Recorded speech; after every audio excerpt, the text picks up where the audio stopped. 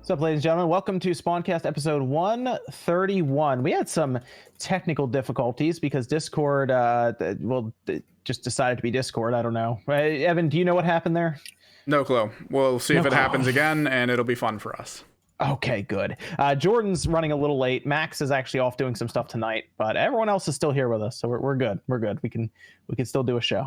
Depends on what Discord does, but I think we're good. Let me go around here real quick. We have some introductions to do, and then we have a giveaway, and it's kind of exciting. It's an exciting giveaway, I think. Let me go around here. Sean, what's up, man? How's it going tonight? Yo, doing pretty good. Good to have you here. Hey, you're actually wearing your Giants hat. Yes, it's actually new. I just got it. Okay. Saw that quarterback start. Now you got the hat. Got it. I mean, hey, he's 2-0. Like, you guys were about to go 0-16. You guys were gonna go 0-16 with Eli. Good thing you guys switched. Yeah, I mean, it was bad, dude. And then, we got 2 in a row, and it's like, okay, now I don't feel bad about supporting this team. Yeah, all right. There we go. Hey, a new guy, man. Looks good there on the field. So good stuff. Very cool. Then we got OJ. OJ, what's going on tonight, man? How's it going? Going good. Been playing a lot of Dragon Quest, so yeah, having fun.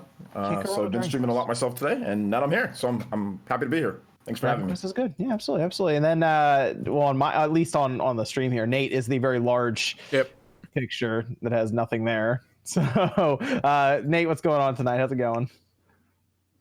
Not too bad. It's got to see the Yankees kick some twin ass.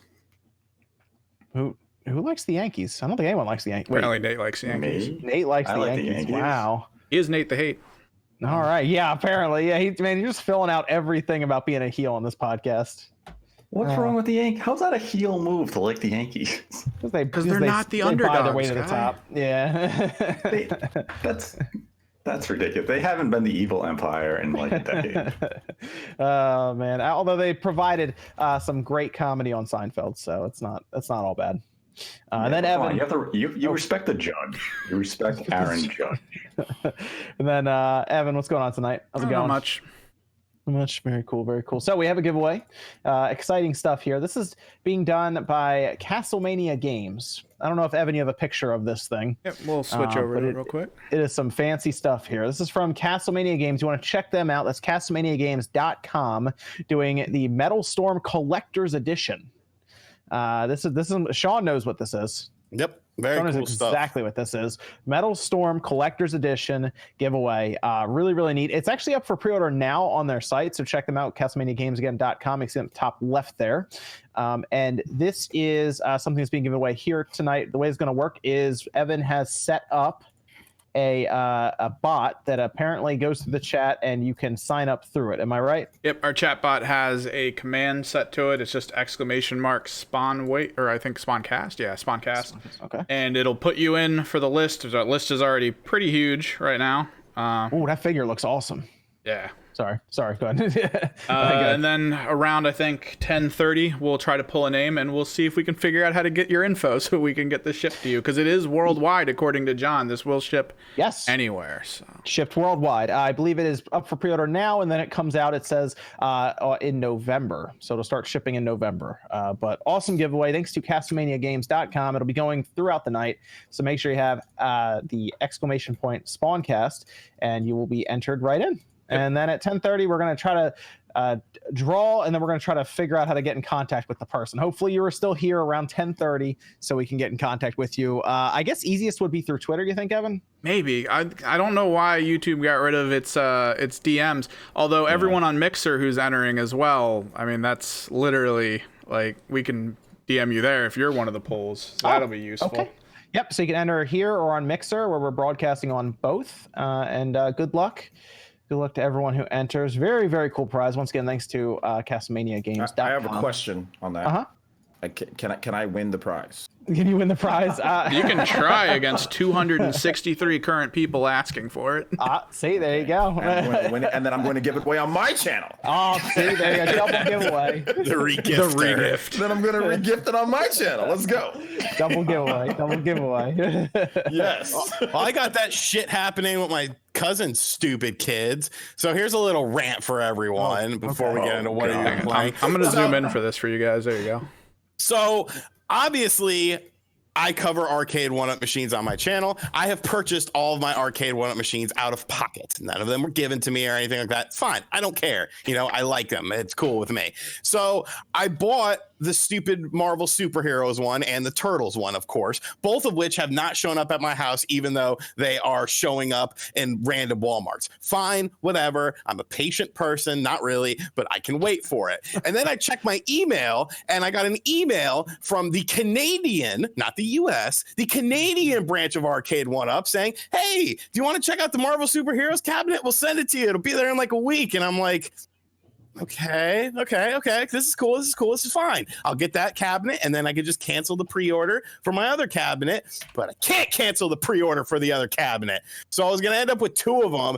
And so I'm like, I'm not going to set up 2 of them, obviously. So now I was like, well, my stupid cousin, she could have her little spoiled kids have it. And I was like, you know, if you want to give me some money for it, she was like, well, can't you just give it to me since you're getting one for free? And I'm just like, whatever. I was like, you know what? I'm not giving it to you. It'll come from me, so then you'll look like a shitty parent because they are getting the cool thing from me.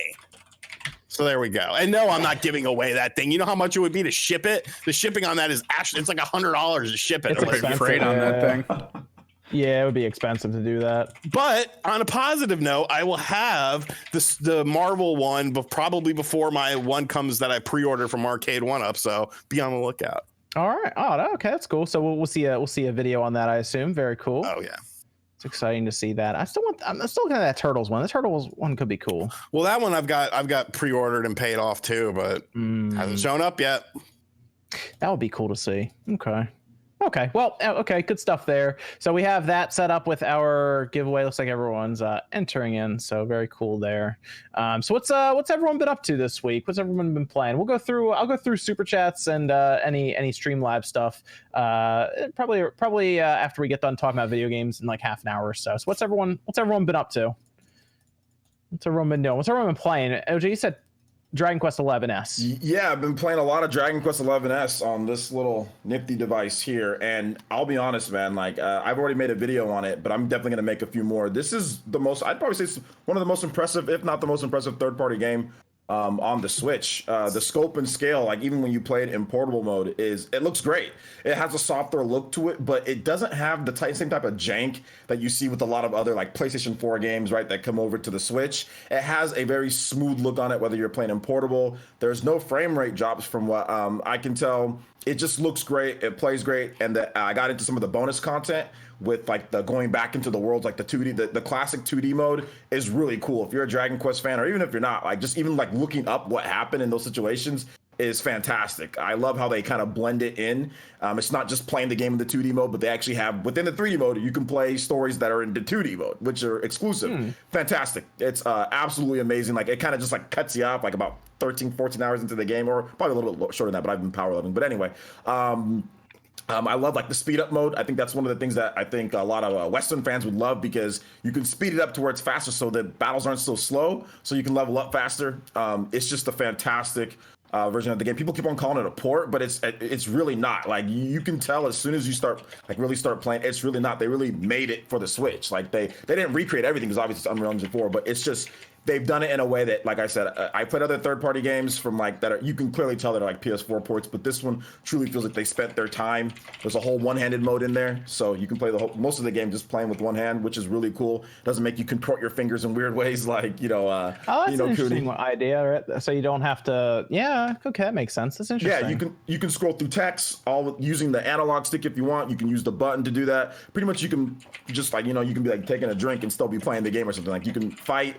Everything's there. Bravely Default has that, which I really liked about Bravely Default on the 3DS. So this game has that. A lot of RPGs on the Switch don't have that. Like you have to be using your other hand to press the buttons, which is really cool. It's a convenience, right? So they did all the little things in this game. So yeah, man, Dragon Quest XI-S Definitive Edition, great. Echoes of an Elusive Age Definitive Edition. That's a long name. It's a fantastic game. Been playing the hell out of it. Gonna keep on playing it. I'm gonna play through everything with this game. It's phenomenal. What about Sean? We did some Ghostbusters, right? Yeah, I did that too. Sorry. I actually played. I played Ghostbusters too. I finally got around to playing some Dragon Quest. Okay. Let's hear Sean's thoughts on Dragon Quest. How much did you play of it? Not a whole lot. I just got to the big town thing in the desert area where there's like a horse festival going on or something. I like it. It's a really good game. It's a game that it doesn't feel like, it feels very open and big, but it's pretty streamlined in what you're supposed to do. So you're not really kind of just like aimlessly wandering around. So I feel like, you know, you can take your time with it, or you can just, you know, go to the main missions and figure that stuff out. So I like that about it. The performance, you know, seems pretty good. There's some really good looking visuals in docked mode, you know, just some of the environments and stuff like that. So yeah, I've been enjoying it. That battle music though, man, it sounds like something out of the 1960s Adam West Batman stuff. It's like, Jesus Christ, who thought this was a great idea? But it's a very classic RPG if you really play it. Like, it's an old school RPG. So I like that. I like that about it. Sean, you gotta change the music to the Dragon Quest VIII overworld theme too. Did you do that yet? No, see, but now I like the song, and like I'll do the little Batman dance with it and stuff. Like I've gotten used to it. But yeah, Ghostbusters, played that as well. Really enjoyed it. I'm also a fan of the source material. I went to my GameStop today to pick up my physical edition because I forgot to get it yesterday, and the guy was like, "Why are you getting this?" I was like, "What do you mean?" He's like, "You already reviewed this. I already watched your video on it. Are you sure you want it?" I'm like, "Yes, I need the physical edition, damn it." What happens if its digital goes away? What do you think? Did you like Ghostbusters? Oh yeah, I loved it. Yeah, you played the Wii version. From what I remember, is what you told me. You didn't play it on 360. This was like kind of like your first run through for this game. For the most part, yeah. Like I played it for probably an hour or two on the 360 when it first came out, but I didn't finish it on the 360. I finished it on the Wii. Okay. Yeah. See, I'm still waiting for the multiplayer to come through on this one. I'm hoping because they're reworking it. I don't think it's going to be the same multiplayer. I think it has to be different. So I'm looking forward to that. See what they come up with. But it's still Ghostbusters. It's fun. I don't know. I liked it. It's a shorter game, but it's a good experience. Yeah, it's only about 7 hours. I think I was like 7 hours on the dot to beat it. Yeah, and that was with most of the artifacts and stuff. But it's only $30, so I mean, I mean, it's good. It's like we were talking about. It's like the movie, basically another movie. So, right. Which is, you know, it's fun if you like the cast and the characters and everything, because they all have their own likenesses in there. So it's pretty cool. It's pretty good. I know Evan, you've been playing Destiny 2. Yeah, I've been checking it out because it made its move over to Steam, and they just dropped their Shadowkeep DLC because I wanted to see what's changed about it. It's still old school Destiny. Like, it still has really tight gunplay, really well balanced fights, interesting things going on, but it still has crap social structures. Like, it's basically on par with Nintendo for bad networking. What's new exactly in this expansion? It's a new zone, a couple new modes, new raid. They just add on top of what they already had, and you get everything they added from the last couple seasons that I didn't play too, like the Gambit mode, which is a lot of people like. It's kind of fun. Yeah, it's just basic stuff, more weapons, a little bit higher power levels for gear, but at the same time, it's still back to the whole, like, do you want to make a team? Do you want to meet people? You got to use Discord. You got to use these websites. You got to use the subreddit. There's really nothing inside the game. There's no drive for people to talk to each other in the hub worlds. It's just like you have to kind of find friends outside of the game to then play the game. It's really weird. Yeah, well, I'll be playing it on Stadia. Okay, so I think you'll still have to use the phone to meet new people and make groups and shit. It's gonna be weird. I keep forgetting that's supposed to show up in like a month at my house.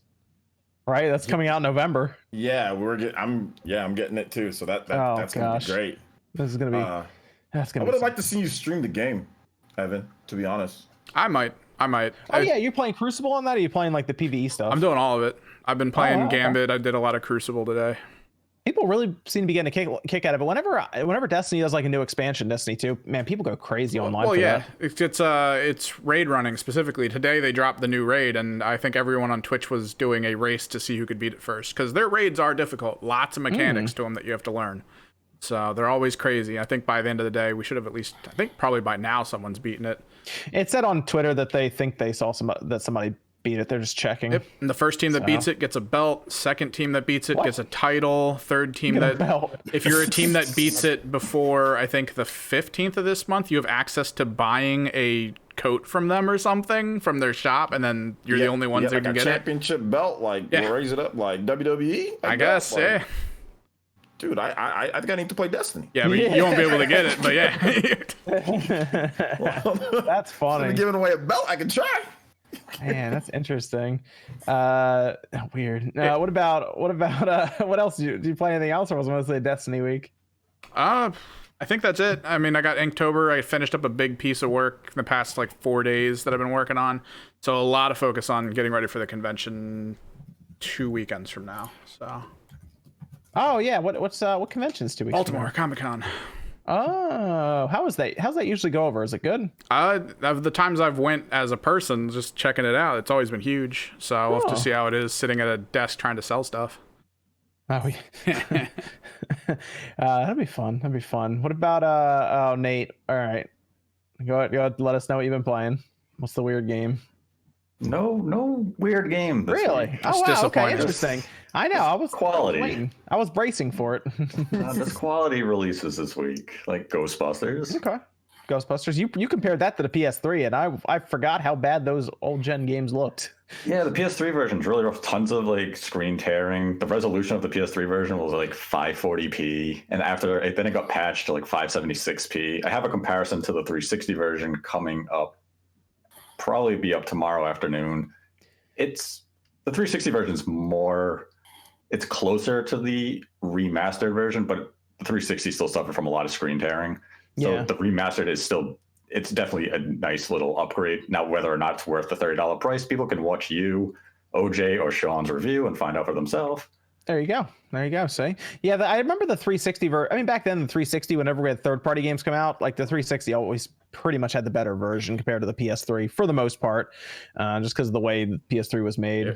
It was pretty much always like that. And you guys remember when, what's it called? I think was it Carmack? Basically just Newell, one of those two.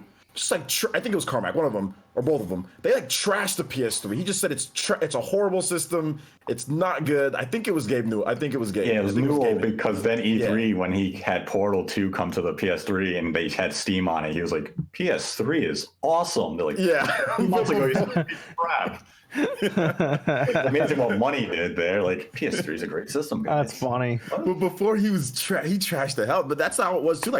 Oblivion launched and I remember playing Oblivion and it was it barely worked. And then Skyrim also barely worked on the PS3 too. So it was interesting back then with some of those PS3 ports. Oh man, I remember Skyrim on the PS3 was tough. It was terrible, man. Gosh, I remember you would run out of space or something through your saves. I remember that. There was a whole thing with if you saved too many times, it started to run out.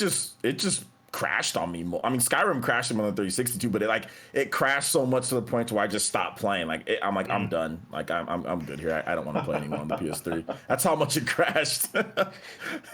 So I had played a couple games. Sean, I keep telling you, you got to check out MLB The Show 19 now that it's on PlayStation Plus. But do you have your PlayStation Plus membership thing going still? Or no? Probably. I'm sure I do. Yeah, I checked that out because I used to play Road to the Show way back in the day, and I know you were talking about baseball games. If you start it up, you create your character, and it's like an RPG baseball game.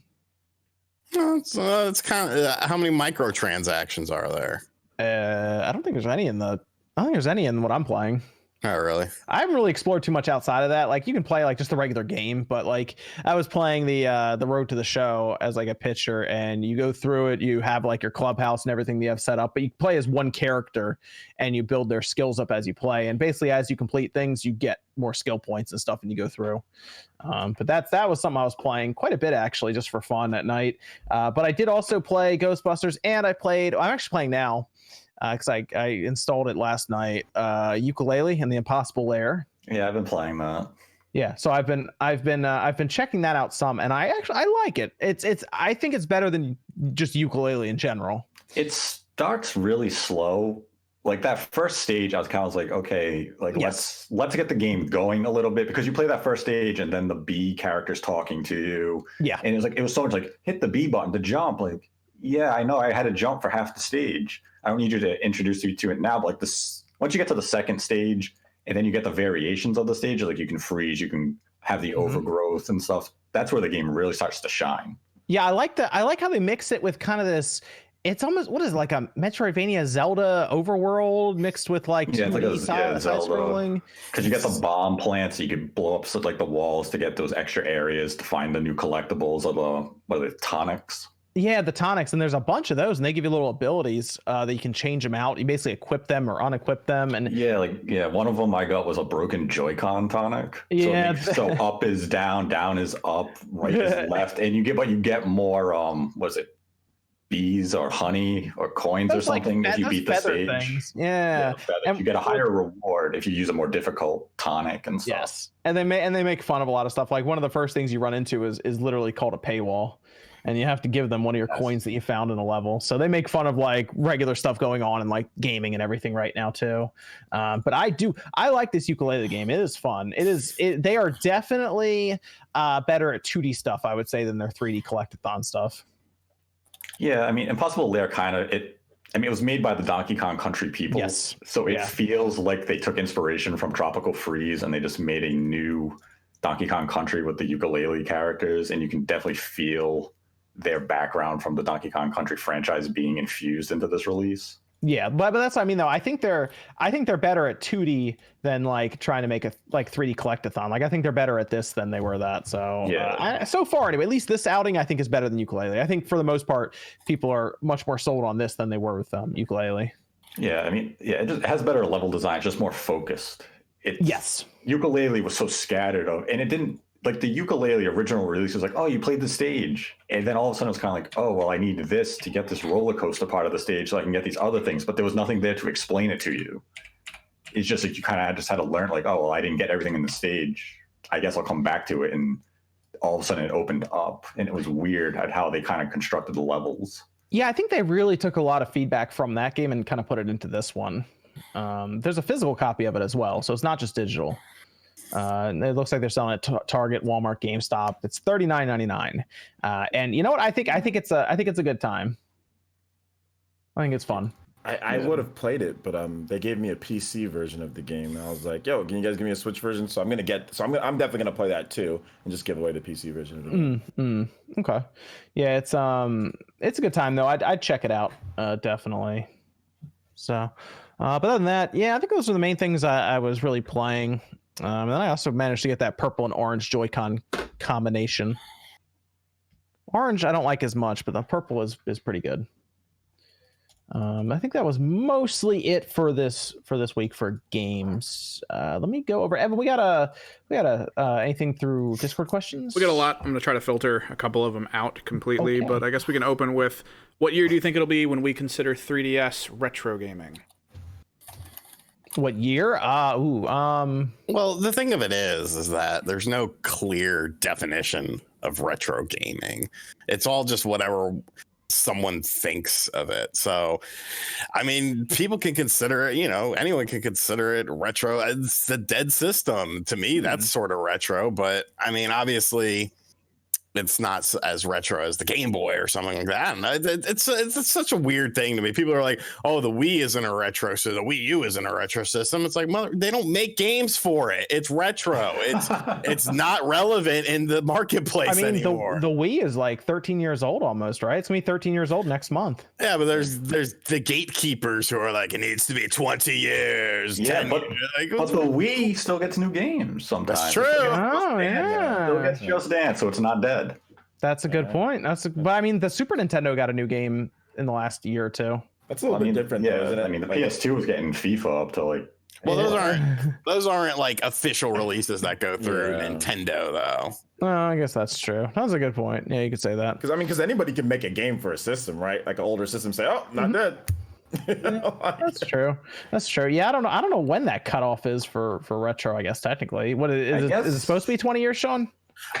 There's literally people who consider everything or who say the Dreamcast was the last retro system, and anything beyond the Dreamcast is not a retro system. And I'm like, that's 20 years. I'm like, but on what merit? Because like, I don't know. It's a very weird thing. There's a lot of weird shit that goes on in retro games. I would say the 3DS can't be considered retro now because I can still buy a brand new manufactured 3DS from Nintendo.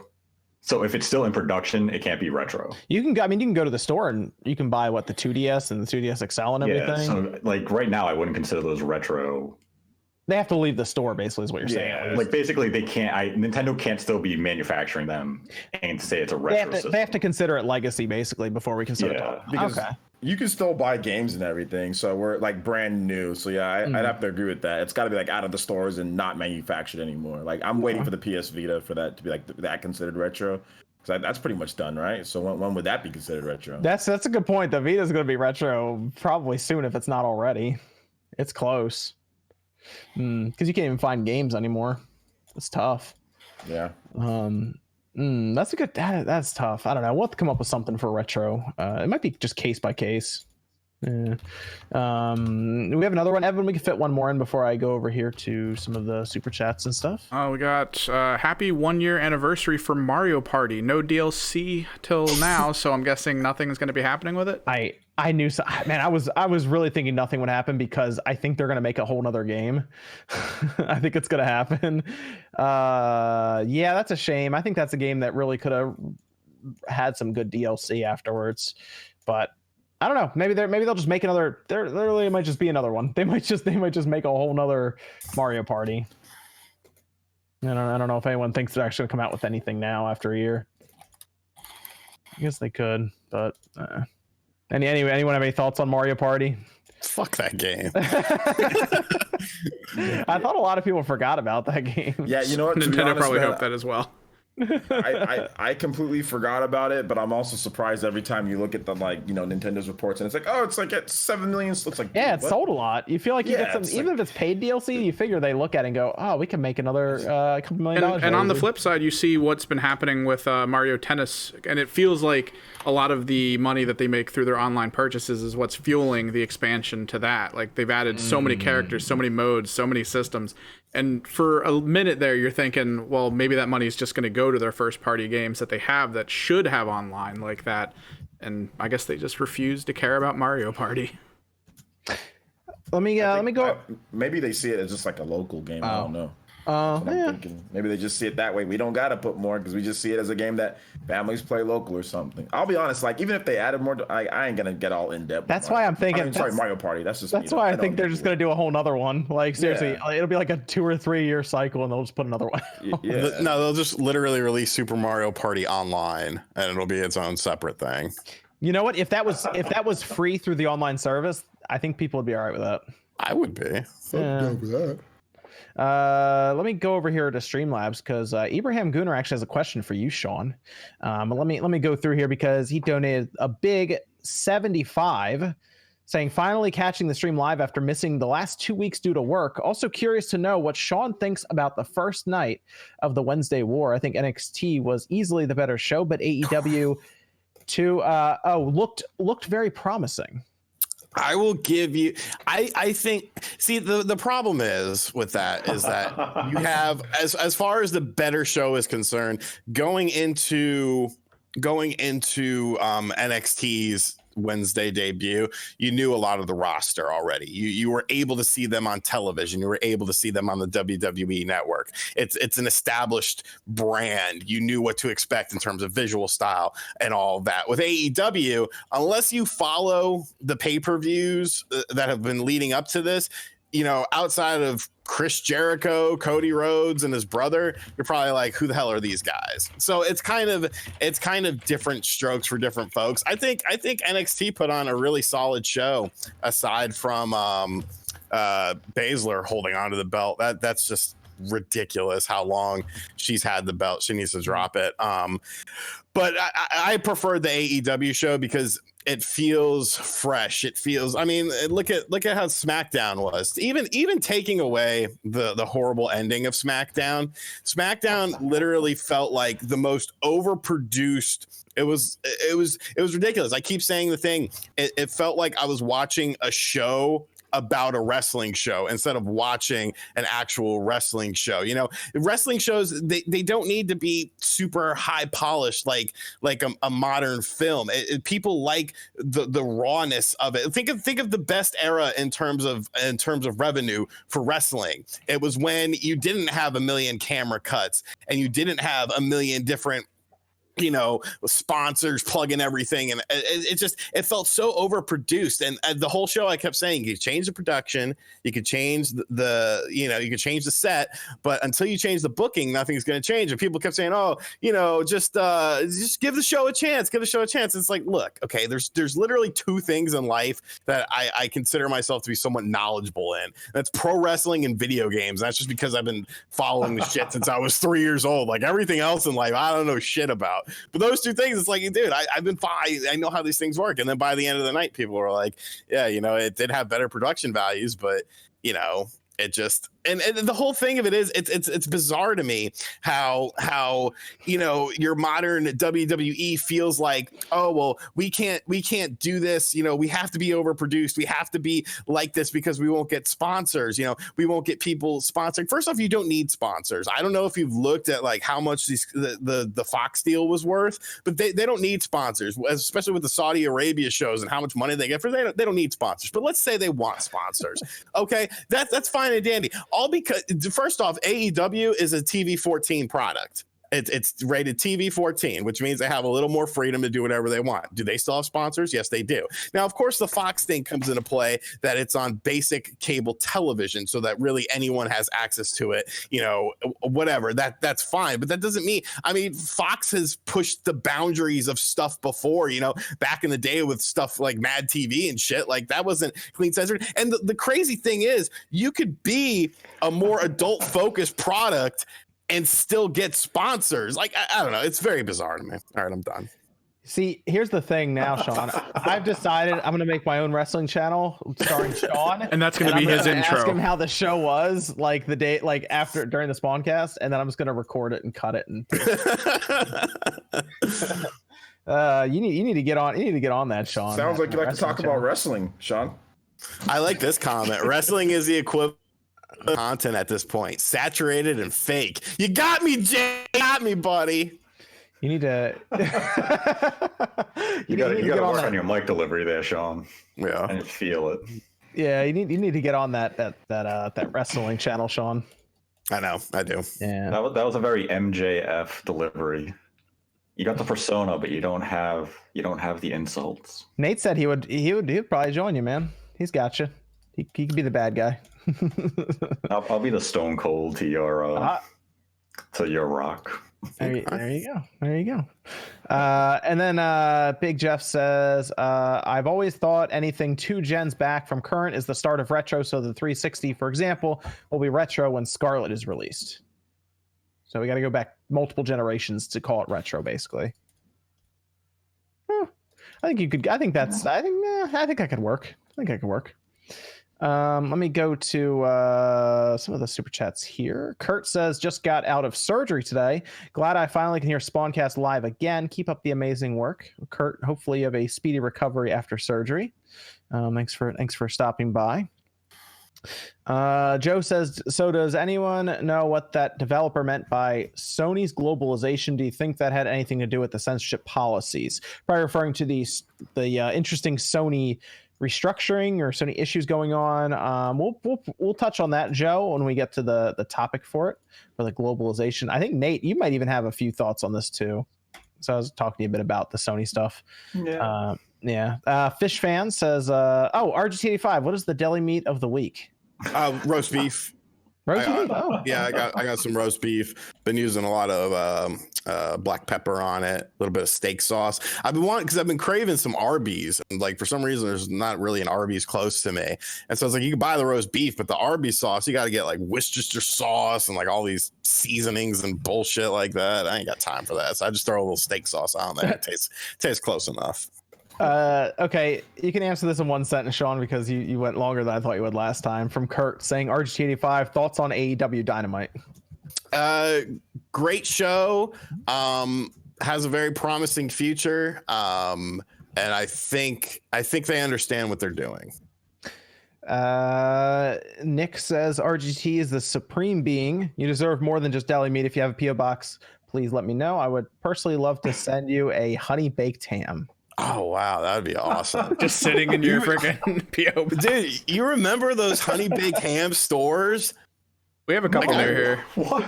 No, you don't remember those from like the 90s, dude? There were like literally honey baked ham stores, and you would go there and you would just like buy a ham. We got a couple of them here. We actually, I still got one. There's one in about central part of town. There's a honey baked ham store. Oh, interesting. I live in didn't know New this. England. We're not big ham people. Wait, you live in New England and you're a Yankees fan? Yeah, I've gotten that shit my whole life. I go to Mystic, Connecticut. That's where like the line is. If you're west of Mystic, you can be a Yankee fan. If you're east of Mystic, you have to be a Red Sox fan. And I said, the hell with your lines. Juice Man Vaughn says, who's getting that Wasabi color Stadia controller? I guess that'd be OJ and I guess. Yeah, I think I got it. Yeah. Did you get that? You get that Stadia controller, Sean? No. No. There's, you know, you see the fans of Stadia, man. People are looking at it, you know. A couple hundred of them out there. There's a couple hundred. There's also fans of the VCS though, which I mean, just proves that there's fans of anything. Interesting. Wishbone says RGT Mountain Monsters is a great show. Travel Channel. I'm not familiar with that. Mountain Monsters. There you go. Tear Both Eyes Out says, put this toward an RGT Jim Sterling John Wrestling Gaming video crossover. Oh, and then bonus shirtless Wait. John and Ultimate Warrior makeup. What's that? What about Jim Sterling? Put this towards an RGT Jim Sterling John Wrestling Gaming video crossover. For like a wrestling game, I guess, for video. Yeah, we can do it. There's a bunch of games we could pick from too. Oh yeah, and I Easily. Oh, okay. Look into that. If anything, Sean and I could probably do one on Sean's wrestling channel when I get started up. So you know, maybe next year. The white Matt Studio says, always look forward to your Saturday streams. Thanks, guys. Juice Man Vaughn again says, retro in terms of gaming should be 15 years minimum. yeah, that's fine. Yeah, 15 years. But is that 15 years from the launch or the end of the system? Oh, that's See, the end is tough. Like, what do you constitute as the end when the next gen system launches? Yeah, see, I feel like you just go from the start, right? Once the system is officially 15 years old, then you could say that. I think because it's too weird to say when it actually ends, like you said, Nate, because they all blur together most times. I'm gonna say from the start. You got to come up with a year amount from the start of the system when it comes out. So like the 360, technically next year would be 15 years old, right? This is 2005 that it launched. Gen lasted like 9 years. Yeah, so that'd be 15 years though. There you go. Eric Popovich says, "Honk honk, keep up the great work, guys." Reference, of course, to the Untitled Goose Game that topped the eShop charts. That's crazy. Cool. Isn't that crazy? That's awesome though. That's good. Because the Goose Game it's hype. Yeah, it apparently caught. Blink 182 is hyping it up in concerts. Apparently, it caught the developers. Buy Untitled Goose Game. Developers are just completely confused. Apparently, caught off guard massively. But it's cool to see. It's cool to see. Oh, and then Mr. Job says, "Where's the Nate cam?" The Nate the Hate mask will come out during certain times when I really have to rant and hate on something. So when that character is on screen, that means some truth is about to be dropped. Wait, when is that? Wait, hold on. When's that channel starting up? Nate the Hate. Never. Was that Nate the Hate? Never. Oh, see, a lot of people I think would watch that, especially if you wear the mask, even if it was like a weekly series, Or even just do it as a complimentary thing on your channel. Yeah, I've thought about that. Just having a completely separate Nate the Hate thing where I can just look at a game and I'm just there in the mask and I either praise the game or hate the game. Doing the mask and a hoodie in front of like a fireplace or something, just having like a casual conversation. It'd be great. that mask might get you on the list though. Yeah, all of a sudden I'll get like swatted by a viewer. I mean, that's why I would do it on like a separate channel and build that one up. Yeah, I would just do that. Maybe. I mean, it's a good gimmick. I think it'd be fun. Once a week. It has potential. Once a week, just pick out something everyone likes in the game world and just, knock it down a peg. Knock it down a peg. Your first course of action is, of course, Untitled Goose Game. So, I used to I can't watch. hate on that. I used to watch. What's it called? Used to do that. Evil Craig Screw Attack. They used to, and it worked before that thing got blown up. But that was cool. That was fun to watch. So we had Pokemon Sword and Shield. We'll go into some of our topics now. Pokemon Sword and Shield. had a live stream that was 24 hours long for some reason. And there were some people who covered the entirety of it, timestamped some things. I don't know why they did that, but they did. And I guess, I mean, it got people talking, I guess, but basically it came out the other side with a new Pokemon that appears to be a different Ponyta, it looks like. And then I think they also kind of teased a Rapidash of some kind at the end. So what do you guys think about a 24-hour live stream to show a new Pokemon? Galarian Ponyta seems like what it is. I don't know. Like, I remember some of my users were like, "Oh, you're gonna cover?" I was like, "No." Like, when I found out that I was 24 hours, I was like, "I already know what they're gonna do. They're gonna do something stupid," and that's exactly what happened. something stupid like and not worth my time. That seems like a lot for nothing. It was like, I remember I tuned in for a little bit, and it was just like the green forest, and nothing was happening. Like, literally, like, most of the time, nothing was happening. I was like, "This is silly. I don't know what they're doing this for." And yeah, it got people talking, I guess, a bit, but. It just that's where like it was. Where it was brilliant. It was a 24-hour stream for something that people were like, oh, they should have just done it in a 15-minute direct, but it let people make memes. It became this big talking point on the internet, so people kept checking it out, and it made Sword and Shield that focal conversation for the last 24 hours, where people are like, I don't even understand what I'm watching, and it was just for one Pokemon. See, I thought they were just trolling people at first. But after I saw videos start to pop up, like Austin John, who was like, here's the entire 24-hour live stream in 4 minutes. I was like, well, okay, I guess not a lot happened then. But that's all I can assume. It was just good. I guess it was just a good like publicity stunt to do that. I hope we don't. I mean, we saw that with Overwatch, right? Where Jeff Kaplan sat in front of a fireplace for like, was it 9 or 10 hours or something? So it's happened before. It's just, man, that was something else just for one Pokemon. But we also got a bunch of other information because Game Informer had quite a bit to cover, actually. And then I think they messed something up, or there was something with mistranslation, or who knows, something happened there. But they went over a few things. Autosave. There will be autosave in the game, which seems to be a bigger deal than I thought it would be. Can be turned off though.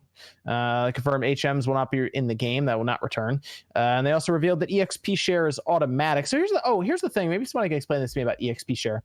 I thought that would be a good thing if EXP share was just always a thing, but I saw some people not as happy with it as I thought there would be. I can tell you why. Okay. So there's a couple issues with that. Is because with EXP share, it makes the game, the biggest thing that I saw makes the game easier. Okay. And people have always complained that Pokemon's too easy. Also, in terms of how EVs work, effort values. How is that going to get distributed among the team? You might not want to have that. You might want to raise your Pokemon in a certain way, fight against certain Pokemon. But those were the two things that I was noticing. But the biggest thing was like, it's going to make the game easier, because like people always say it needs to be harder. People were talking about all that. So that's two of the things, the biggest things that I've seen so far. Interesting. Yeah, okay. Because we've had XP share in the past Pokemon, but you could disable it. Yeah, it was like an item you would get half the time. Yeah, and a lot of people disabled it because they didn't want their party to be over leveled and make that game easier, like OJ said. So that is the key thing. It says, you're going to make this game so easy, and then you're going to lose that challenge, and it's just going to be walked through. But people need to realize that Pokemon's never going to be a challenge. Yeah, it wasn't a challenge without it. It was just time. That's it. You're just spending more time. Yeah. That's all it was. Nothing else. We also played Pokemon when we were little kids, so our perception's also skewed. That's what I said, Evan. I was like, all it is time. You can take that away. You make the game harder. So if the gym leader's at level 20. If somebody goes there earlier, all they got to do is just go back, level up, then come back to their like level 30. Then some people are saying, oh, well, they need to make it to where it scales. You know what I'm saying? Like, let's make it to where, and then it just starts getting more and more. I'm like, look, Pokemon's never going to be a game where you're going to be like Dark Souls or something. You're going to be like struggling on it. It's just not. If you want, like, where the challenge is going to come from is playing the post-game stuff and playing against other people online. You know, that's, or ranking up. Like, that's where it's going to come. It's never going to come from playing the game. I get it. People want a harder game, and trust me, like, I want it to be a little bit harder. But really, at the end of the day, all it comes down to, if you can't beat a boss, you go level up a few more times, then you come back. You know, like that's pretty much all it comes down to. Well, they try to make Pokemon for like all ages, basically, for like everyone. So it's I think it's always going to be a fairly easy playthrough for the initial playthrough. But I mean, maybe end game content can be harder, things like that. But it's I mean, the idea of Pokemon was always just collecting all the different Pokemon. It was pretty much the biggest thing. Hey, Sean, what you played? You're the resident Pokemon master on the podcast. Yeah. So the last one you played was Let's Go. Did you play anything before that, or was it just Let's Go and like forever ago after that? Yeah, like before that, it was like Black. Okay. Yeah, I think that was that last time Evan played too. Yeah, that was the last one we picked up. I think that was with Ander. That was what we did. Interesting. So it was okay. So that means that Let's Go technically is counted as like its own thing. I guess for a lot of people, this will be like the first quote unquote mainline hardcore Pokemon game, traditional Pokemon game, I guess would be the best way to say it. For most of us, then, since like the DS day or like even the Game Boy days. That's gonna be interesting to see how all that goes over. Well, I played Sun and Moon quite a bit. Okay, see, OJ's more up to date on this stuff. Okay. Yeah. I've played all the Pokemon games. Like I haven't beat them all. I beat Red, Blue, Gold, Silver. I beat Black, White 2. I think I beat that, and then I also beat X and Y. I beat that one. I beat Diamond and Pearl. That's my favorite. So I've played a number of them. Haven't beat the newest ones. I didn't beat Sun and Moon, but I put a number of hours into it. But Omega Ruby Alpha Sapphire put some hours into it, but didn't beat it. But no, I mean, like I'm looking forward to the game. I'm looking forward to playing it, even though it's kind of lacking in the graphics department, what people have said, and lacking in a lot of the graphics, and then like the Pokemon National Dex thing. But I've never collected all the Pokemon in any of the games. I think the only time I've done it was the original 150. And sometimes I'll transfer them over, sometimes I don't. I mean, I'm not one to get all crazy trying to collect every single one. So I'm just looking forward to just playing a game and finally being able to stream a Pokemon game normally, right? I think that's the biggest thing for me, is that I can finally show the Pokemon game, because I didn't buy the whole 3DS capture card and all that crap, you know? So that's the thing for me, finally able to just be able to play a Pokemon game. That's a good point, yeah, because otherwise I'd have to go back to the Game Boy Advance. At least that'd be the newest one with the Game Boy player I have for the GameCube. That'd be the newest one I could do then, technically, like a Emerald, I guess, would be the newest one on there. Yeah. Although I'd probably want to play one of the old ones anyway. I don't know. For some reason, when they started doing that weird shift to that faux 3D with the DS and stuff, it kind of threw me off.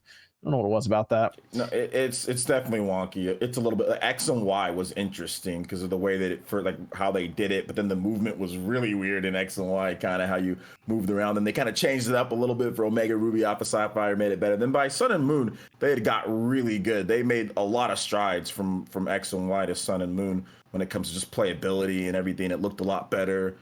So yeah, I mean, we'll see what they can do with this one though. I'm just, like I said, I'm just happy I can just hook it up through HDMI. Yeah, that's gonna be good. That's gonna be good to be.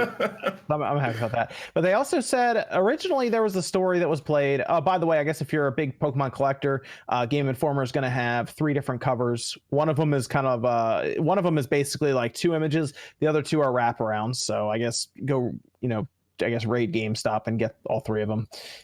But they did say that originally they were like, there's gonna be 18 gyms in the game, and then they had to come back and they said, well, no, hold on, there's 18 gyms in the lore, but there's major and minor leagues. However, you're gonna collect 8 badges in either game, and that's kind of where they left it. So it was still kind of confusing for a lot of people, but it appears that you're still going to go through, as they say, a similar number of gyms basically to collect 8 badges.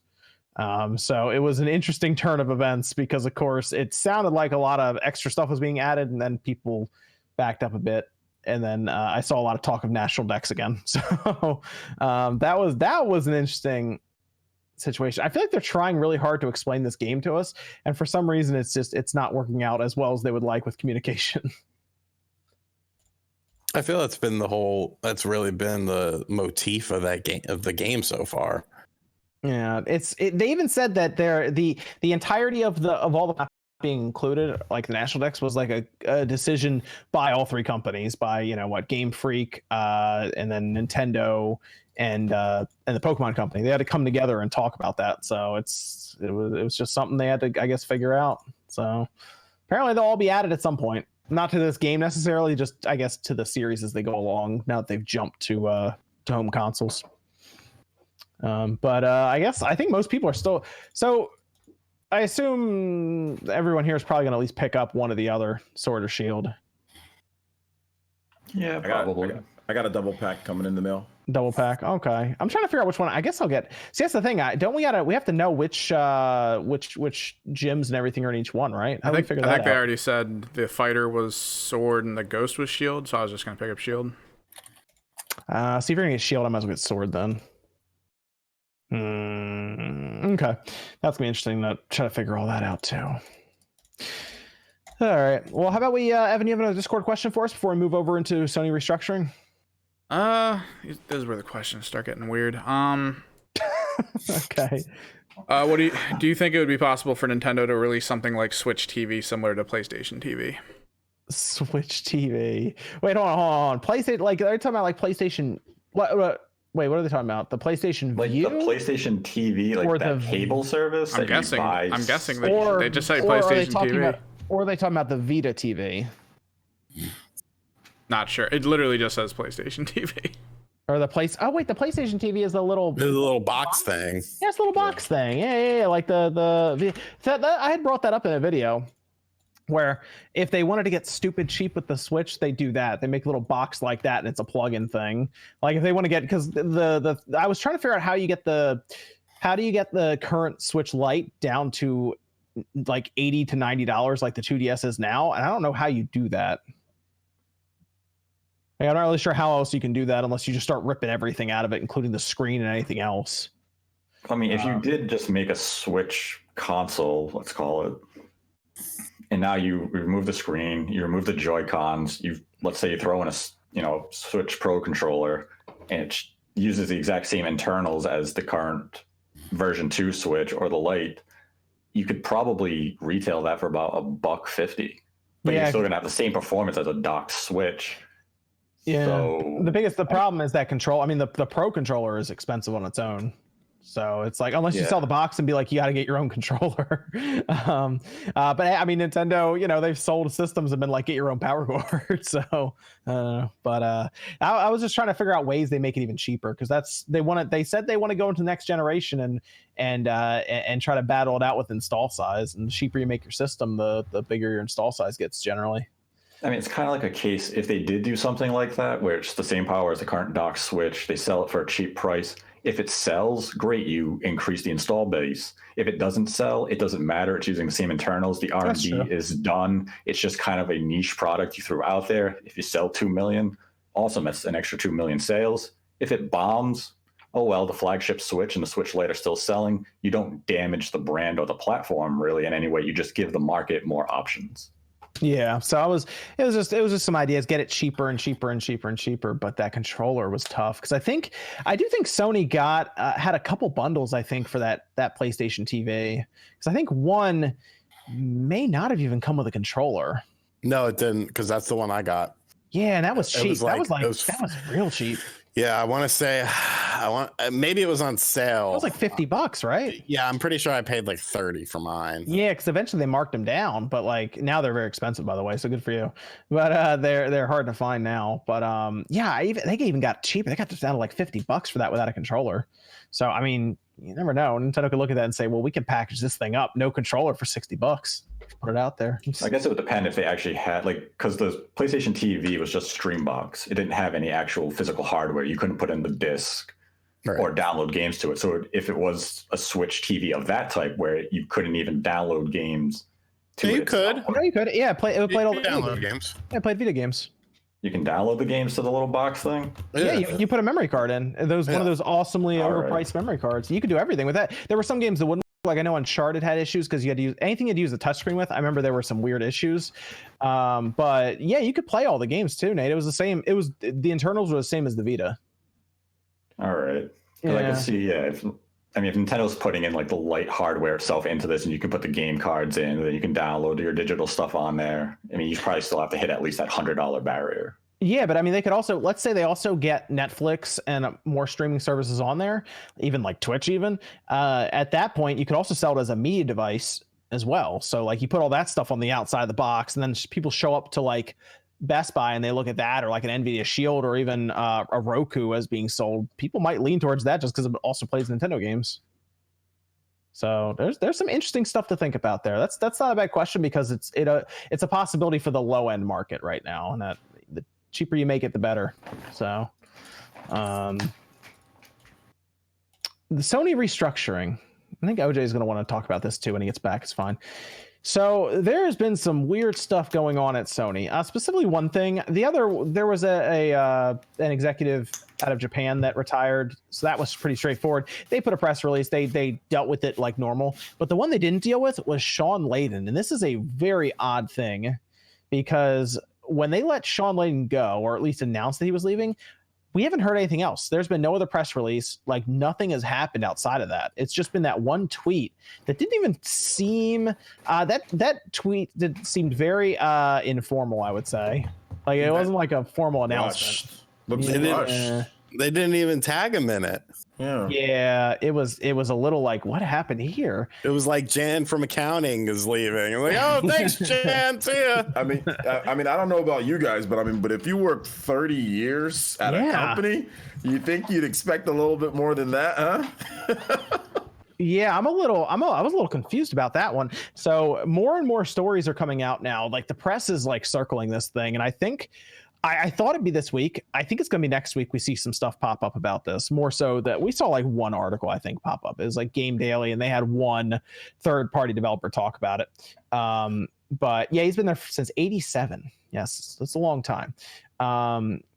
I don't know if he necessarily, like, I've seen people say that he retired. It was all straight up, but there's still something about this, and it seems to be that there's some sort of restructuring going on inside Sony. And we saw that article, GameDaily.biz put out an article about there being a quote unquote power struggle that could also be them maybe putting their own kind of thoughts on it.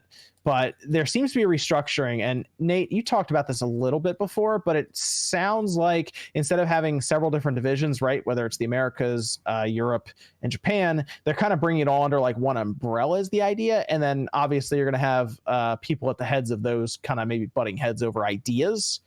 But what were you thinking about that, Nate? I mean, some of the claims in that article is hyperbole. They're making a bigger deal out of this than it really is. Sony has always, every company has internal power struggles. Sony's issue was that you have Layden, then you had Ryan for the European branch, and then you have Japan. And we could kind of see it with something like crossplay. Ryan had gone on record where he did not see the benefits of allowing crossplay on the PlayStation 4. Layden spoke out as it was, something that maybe Sony should consider. And Sony Japan never really had an official stance on it. But when you have three divisions and 2 out of 3 want to go one way and the other, and the remainder says, no, I don't want to do that, it creates friction. And, Ryan was very vocal about saying backwards compatibility is stupid. Why would anyone want to play that? And everyone mocked him when he came out with that, especially since they came out with the PlayStation Classic, like a year later after he came out with those comments where he was saying, oh, look at Gran Turismo on the PS2. It looks like crap. Why would you play this? It's kind of like, wow, Sony's kind of lost their way. But now Jim Ryan, soon, earlier this year, he got a major promotion. Yeah. He's kind of viewed as a hero in Europe because he made the PlayStation 3 a huge success. Whereas you have Layden, who's mostly just a face in the, North American branch. But when you have, it's just the 3 divisions all had different goals. One wanted crossplay, the others didn't. One wanted backwards compatibility, others didn't. And that's where you get the internal power struggle. And when you're going into a next-gen system, if you say one of these markets finds X, Y, and Z to be priority, and another one says, well, no, it should be ABC, and the other one's saying it's DEF, you can't come to that consensus. And Layden probably, he's looking at it from a Western point of view, maybe just said, I'm not agreeing with the direction that Japan and Europe want to take the company. I'm going to get out while we're at a high. And he saw his opportunity and said, I'm retiring. I'm done. Is it? He says that, but I mean, I'm trying to think of what direction they'd go in that Layden would be like, I think I'm good, guys. Like, I think I'm all right. I'm out of here. My retirement's good. I'm out of here. Well, like, I'm trying to think of what would really make him want to jump ship like that, or at least just retire, or like push him more towards it. And he can't just be. He's been at Sony since before the PlayStation was a brand. It could just be. I've been here for a long time. But on the same sense, so is Jim Ryan, though. Jim Ryan's been there since 91. Yes, but he just got a major promotion in February. That's true. He's rise in the company. But he's weird, too, because he swapped places with John Codera. Like, he literally said, all right, you're going to go over here. I'm going to sit here now, basically. I don't know, Nate, but to me, that could be the case. But when you work at like Reggie worked there half of the time period, and look at what they did from it. It was something that was, you just don't leave like that. You know, I mean, I see what you're saying, that he could just want to do something else, but when you're 30 years at a company, I mean, I've seen people get bigger sending outs for being 5 or 6 years at a company. I mean, but that just seems rushed. It just seems like there was definitely something more to the story, because otherwise, I mean, wouldn't you give the guy the proper, you know, like, see ya, you know? It's like, definitely that just complex. it seems cold. It seems cold. That's all I'm trying to say. It's almost cold. like it's almost like there's that scene where he walks out and is like, I quit, and he leaves. And then somebody on social media is like, well, I liked him, I'm going to tweet out that he's gone. Yeah, it's definitely complex. We'll never get the true full story from internally, because any Sony executive and anyone who actually knows is not going to talk about what happened, at least not in the foreseeable future. Maybe, you know, a year or two down the line, maybe Layden himself will open up about it, unless there's like, he got fired and there's an NDA where you cannot discuss what happened. I did wonder that if there's an NDA in place. I think there might be. Has to be.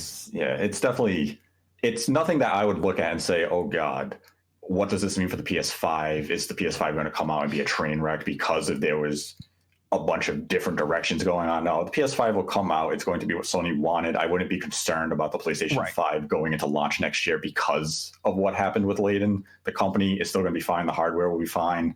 It's just weird inner turmoil that every company has. This one just seemed to be very abrupt, and they just treated it very poorly. They didn't give him the respect that he seemingly deserved in the public eye. Yeah, like if they had just done a formal press release and everything and it looked normal, people would have just been like, oh, okay, I guess nothing's going on. I guess he's just leaving. He's retiring before the next gen starts. But it's just the way it was handled. It looks weird from the outside. Yeah, had they come out like Nintendo with Reggie and they came out, you know, with a press release, or he had his own little video saying, hey, after 30 years working out with Sony and heading up the PlayStation brand, I've decided I'm going to depart the company starting on this date. Nobody would have really gave it a second thought about, oh, good for him. Yeah, because all the other ones previously had a long wind down period and even stayed on after they stepped down to help transition and everything. Like all of this he's out basically. He's like, he quit yesterday, he's gone. Strange stuff. I'm also curious because Jim Ryan seems a bit more, I guess that's the right word, competitive.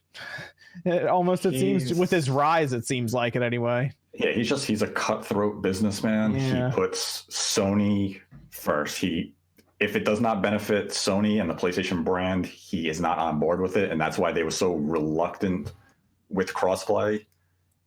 Because he was very vocal against it. Now all of a sudden Layden's out, and a week later Sony says, "Oh, crossplay's out of beta."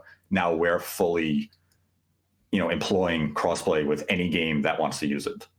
And who's getting the credit for that? Jim Ryan.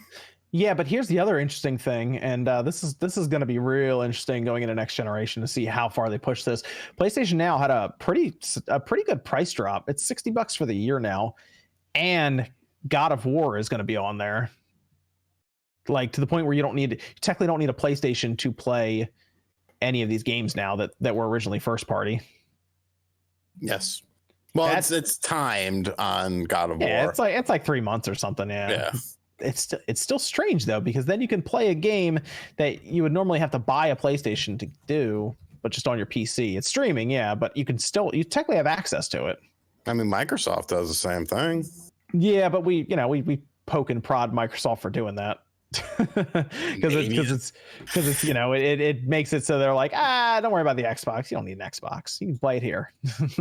I think that's kind of a weird situation for Sony to map out though, because when you look at Microsoft, they have so many other successful ventures. It's like Xbox could hemorrhage forever, and the investors probably don't even know what the fuck Xbox is. Like they're just like, how's that new Surface coming along? How's that new Windows update? Yeah. But with Sony, I feel it's a bit more. Sony's still a massive company, but as far as the electronics part of it, PlayStation is definitely a definitive brand, out of a lot of Sony brands. So yep. I don't know if I don't know if they can afford it quite like Microsoft can. I do wonder if they're just looking towards the future and they're like, hey, you know what? If we do this right with PlayStation Now, maybe eventually we can hit a bunch of people with this subscription service. I don't know. I think that's what they're trying to push. And then you get to the point where there's too many damn subscriptions because you know what's going to happen. No, seriously, you know what's going to, see, this is the thing. All these people that are hyping up video game subscription services, oh, they're so great, blah, blah, blah. What's going to happen is exactly what is happening with television subscription services. At the start, there's your big ones. There's your Game Pass. There's your PS Now, and everything is under that little umbrella. But then the companies start saying, oh, well, we own this and this is on there, but we can make our own streaming services. So now you just make more streaming services. And now all these individual companies start making their own streaming services. And the next thing you know, it's costing you more than it would be just to buy the actual game that you want to buy. That's the thing that worries me the most. It's just how many subscription services are going to come from this when there's success. Just like all the shit you're seeing. They took Sesame Street off of television and now it's on HBO for new Sesame Street episodes. It was on public access television for anyone to watch, and now it is behind a paywall for new episodes. Why do you know that? I saw it on Twitter. And did you look at Disney now? They're blocking Netflix ads to appear. They can't appear on ABC, like ESPN, Freeform, basically any Disney-owned station. They won't allow Netflix and like Hulu ads because, well, they don't own that. So, like the weird thing with subscription services is, like as you said, right now they're new, so people are kind of like, oh, this is a good deal. Well, once everyone gets involved in that, you're really going to sit there and say, wow, I wish I could just buy a game for $60 again and just enjoy it without giving you $15 a month to this company and this company and this company. And all of a sudden I'm handing out $15 a month to 10 companies. And you wait a minute and say, wow, I'm putting out $100, $150 a month, and I'm not even playing anything from these services because they're like gym memberships. They hope you don't use it and you don't cancel it and you just keep giving them money. And plus, it's like an emulator buy. It's like a Retro Pi versus a NES Classic or a Genesis Classic. You get so oversaturated with, like, I have every video game on my Retro Pi. Okay, well, what do you want to play? Well, I don't know. Whereas something where it's, it's more confined, you're like, okay, I want to play this game. I want to play this game. When you have things like Netflix and Hulu and all these streaming services that do movies and television, it's like, well, what do I want to watch? And then you just sort of like, oh, look, this movie's on cable. Let's just watch this instead. Like, it's right there. Like, I don't have to think about what I want to watch. You just get oversaturated with all this content that you don't experience it because you don't know what to look at next. Well, you know what's what the best stream? Well, you know what the most subscribed to game streaming services, right? Game Pass. It's PlayStation Now. PlayStation What? Yeah. No. It makes up 52% of the market right now. Huh. Okay. I didn't know that, but I mean, I have to agree with Sean and also agree with with Nate. Well, as reported in what was this, April 28th, I guess was the last time of this year that was really any real reporting, and it was over 700,000 users apparently. But of course it costs more than how many users were there? 700,000 users of PlayStation Now. Yeah. Huh. I know. I was surprised. All paid, or is that people on free? No, that's all paid, and that was when it was more expensive too. That's a good number for them. Yeah, for when it was like $20 a month or something crazy. That's nuts. I think maybe you also have to look at it like, a lot of them, maybe parents just, hey, I can just do this. The kids can play whatever, but maybe it's also people. I don't know. I don't really know anybody that subscribes to PlayStation Plus like that. But there are people that are saying like Game Pass, right? Like Game Pass, you get all this stuff and playing Game Pass. But I don't know. I think to me there's a lot of saturation going on. I have both of them, PlayStation Now and Game Pass. PlayStation Now has more games. I will say that. I said PS Plus. I meant PS. Oh, sorry. PS Plus. Yeah. Oh, yeah. No, you're fine. You're fine. I'm subscribed to that too. I'm subscribed to all this stuff. I'm realizing this now. Yeah. Now PlayStation Now I think it has over 400 games. I would still say Game Pass is the better deal because Game Pass is giving you, like, Microsoft's games are there day one, whereas PlayStation that's a good point. Is giving you God of War now. It's a year and a half old. I can buy the game brand new for $20. Yes, that was my thing. Is if we go into next generation and that ever happens with PlayStation Now, then that'll be very telling about their change in strategy and direction. But I also think it wouldn't be $6 a year then if that happened, because Game Pass is $120 a year, just $10 a month. Yeah. Let's get on a deal. You know, it's $1. It's $1. So. But yeah, it's always on sale because it is on sale all the time. I don't know a lot of anyone who really spends $10 on Game Pass anymore. I mean, I do. Oh, okay. Just because I'm lazy and it re-ups every month, and I'm just like, yeah. Yeah. Oh, and well. that's what they do. That's what they do with these damn services. That's how they get you, man. They get you. They just re-up it every month, and then it's just residuals going into them. I will be curious. I will be curious to see Microsoft's Game Pass numbers after Gears launch, though, because that might be a little different now. Things might be a little different. It's very possible. But yeah, I mean, it's gonna be interesting going to next generation when we see. I mean, Halo Infinite's going to launch on Game Pass, we assume. So. Yeah, and you'll get a new wave of subscribers then. Yep. Because people are going to want to play, even if they just do like $1 for a free month, you're going to get that influx of new people. They probably won't resubscribe, depending if they got their fill of Halo within that month.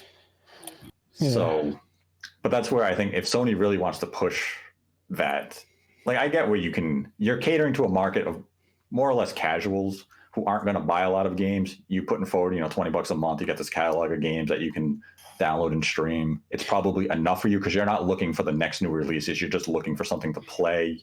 You're not gaming every day. You're probably gaming a few hours a week, if that. So that's where it makes sense. Game Pass just feels better for the core gamer who wants those new releases from Microsoft day one. I will say PlayStation Now, you can download the PS4 games and the PS2 games. But the PS3 is streaming, right? Yeah, it's too tough for it to architecture and all. I'm hoping that the PS5 changes that, but it probably won't. I mean, you never know. I mean, I think PS2 will be downloadable and PS4 going into PS5, but we'll see about the PS3. If they can figure that out, man, things will change pretty quick. I think it'll be really interesting. Oh yeah, and Outer Worlds this month. That's Game Pass. Is it? It is. You already own the game, Sean. That game is coming out this month. You already own it. I don't have time for it though. See, that's why I like the Switch version. It's coming out sometime like in the spring next year. Spring is always though. What am I going to be playing? Tokyo Mirage Session #FE. Get out of here. That's a great game. Time out. First of all, that's the winter. Okay, it's January. It's almost winter, spring. not spring. Okay, so let me just some parts of the United States is spring. And second of all, Tokyo Mirage Sessions is freaking amazing. How dare you? I can't play that, man. Wait, hold on. What are you playing? What are you playing? Play Lego Dinosaurs. Quit. What are you playing? Wait, hold on, Sean. What are you playing on October 25th? October 25th. What's out? What are you playing October 25th? I don't know. Because Luigi's Mansion is now till a week later. Yeah, I pre-ordered The Witcher today on Switch though. That's out on the 15th though. That's a big game. Yeah, 10 days though, man. I don't know. Let me look. And Sean's just like, gosh, I have to turn my Xbox on. I mean, it's right. It's in my living room. It's literally. Sean still hasn't downloaded Gears 5. I haven't. No. Well, it looks. Look, man, it looks like that community just like fell off a cliff and like. But the campaign, man, the campaign's like 8 hours. The thing long? of it is, I haven't played a Gears campaign since Gears 2. Okay. But Gears 3? No, I did Gears 3. Oh yeah, do it then. Get in there, man. Pretty sure I did Gears 3. The campaign actually wasn't bad. It had some weird stuff at the end, but otherwise it was interesting. What date did you give me? The 25th? Yes. Let's see what's coming out. Let's Sing Country is coming out on the 25th for the Nintendo Switch. Oh, they're gonna have to drive to your apartment and kick you. I want to play but the Outer Worlds isn't a game that you can just play for like, oh, I played it for a couple hours. Okay, Waka. It's something you're gonna want to invest a lot of. Yeah, it's something you're gonna want. When's Garfield out? When's Garfield Racing coming out? That's good. I think it's a 2020 game. And if it is, I'm going to be very upset because I did not talk about it. You know, Sean, if you start playing Outer Worlds now, you could have a decent opinion formed for the Switch version. You don't have to play it and see, what's changed or altered or anything like that. I'll sample it. I can sample it. Yeah, all right. You'll be ready to go. Garfield's November 19th. Is it? Yeah. Oh, well, anyway. that's getting a spot in the November upcoming Switch game releases, and I'm gonna talk about that game for fucking 5 minutes. The whole half of the video is going to be just about Garfield racing. What about Ryan's racing? Are you gonna put that in your video? Fuck Ryan. All right then. Jesus. See, that's what you should have said, Sean. You should have said you're going to be playing the Call of Duty campaign on October 25th. Yeah, okay. There we go. See, we got Even it. when I loved Call of Duty, I never gave a shit about the campaign. Really? I like Yeah, it was campaigns. multiplayer. Give me multiplayer. Campaigns were fun. Campaigns were fun. I'm going to check out the campaign in Call of Duty at least. Yeah. Oh yeah, and you got Ring Fit Adventure, Sean. That's like half an hour a day, right? Jesus. We have Aladdin the Lion King coming out 4 days after. Ooh. I got a review copy of that coming. Do you? Physical. Yeah, me too. I love when companies do that. Yeah, Dude, this Garfield game looks dope as I thought they hell. said we weren't allowed to Really? tell people about that. Oh well, whatever. I'm just kidding. I'm not getting that. It was all a ruse. Oh, you said Aladdin? I thought you said Aladdin. Aladdin. okay. Yeah. Aladdin and Okay. the loin. Yeah, The that's a new eShop exclusive release. All right then. Is Nermal in Garfield Kart? Are you Yes. really looking at the screenshots that closely to see if Nermal is There's in it? 8 characters: Garfield, Odie, John, Nermal, Arlene, Liz, Harry, and Squeak. Ooh, no Binky. So Batman. Okay. I hope Heathcliff is DLC. Fuck Heathcliff. There's Yeah, give me that epic crossover. So are we? Let's move over to Batman here, right away from Garfield. All right. All right, Batman. There is a Batman game that's been rumored now for a little bit because, of course, we see WB Montreal, who all of a sudden became active, start on Batman Day, right? It was right around there. Start talking about, or at least showing, what appears to be something to do with Court of Owls. All right, and Evan, you are more into the comics, I believe. Yeah, those for were that. the Court of the Owls was big for the reboot, so that was pretty good. Okay. That's why. Okay. So that makes sense why they would be heading in that direction. I was hoping for something with Batman Beyond, but Court of Owls. Okay, we'll go with that. And there are apparently now rumors about, and it's going to be interesting to see if this actually happens because I'm curious if W Montreal is actually going to do this, a Switch version of that Batman game. Whoa, is that actually a? That's going to be tough. I'm curious if they're going to do it. I mean, we've seen them support Nintendo in the past, so you can't outright dismiss it because they have brought Batman games to Nintendo platforms. Well, WB has been doing it too. That's the other thing. So, like, we've seen some of their stuff. Obviously, like, we've seen Mortal Kombat. And then Sean's been playing Lego games. Yeah, but the Lego games are kind of, I mean, Lego and, the Nintendo audience, go hand in hand. Did saying I'm a child? Yes. Yes, So like dinosaurs? And Garfield racing. Look, Garfield is legit. Okay. Like, I don't think you can dismiss the possibility of Batman coming to the Switch, but I also wouldn't set my expectation for it to happen. Then just to be pissed that WB didn't bring it, I would kind of go in with the expectation of it not happening and then be pleasantly surprised. I actually was surprised that they hadn't announced it yet, and I thought about it. I was like, are they really going to wait all the way to the Game Awards to show it? I don't think so. I think it's going to be soonish from what people are saying online now. Because we even saw, I'm not sure. I can't be 100% sure, but press may have already done something with it. So I think it all depends on, are we assuming it's going to be in the Arkham style? Like Origins, I assume, something like that. Because Montreal did Origins. Yeah, that's what I'm thinking. I'm thinking it's not going to be like Origins, to be honest. Something like that. So, if they're using the Dark Knight, was that a new engine or was that a modified engine of Arkham City? What? Oh, the last one? The latest The last one, yeah. That was no, that was still. I thought that was still. Was still Unreal Engine 3? It was like 3.5. They called it. Oh gosh, 3.5. More enhanced version of. That thing was so broken on PC when it came out. So, do you think that they're gonna make an engine for the ground up for a last generation? I feel like they would have moved on Unreal Engine 4 then. But I'm just talking about the actual all those Arkham games were great, but they all felt very similar. And then everything after Arkham City was essentially the same sort of environments, the same sort of mechanics. They just added in additional things. Do you think that they'll do a different style or still use that same style? You mean like for like the combat and Yes, exploration, all that They stuff. could even make it chapter based without an open Arkham world, Knight, just sorry. more linear experience with a lot more in it. That's a good question. I think it's going to be very similar. I do.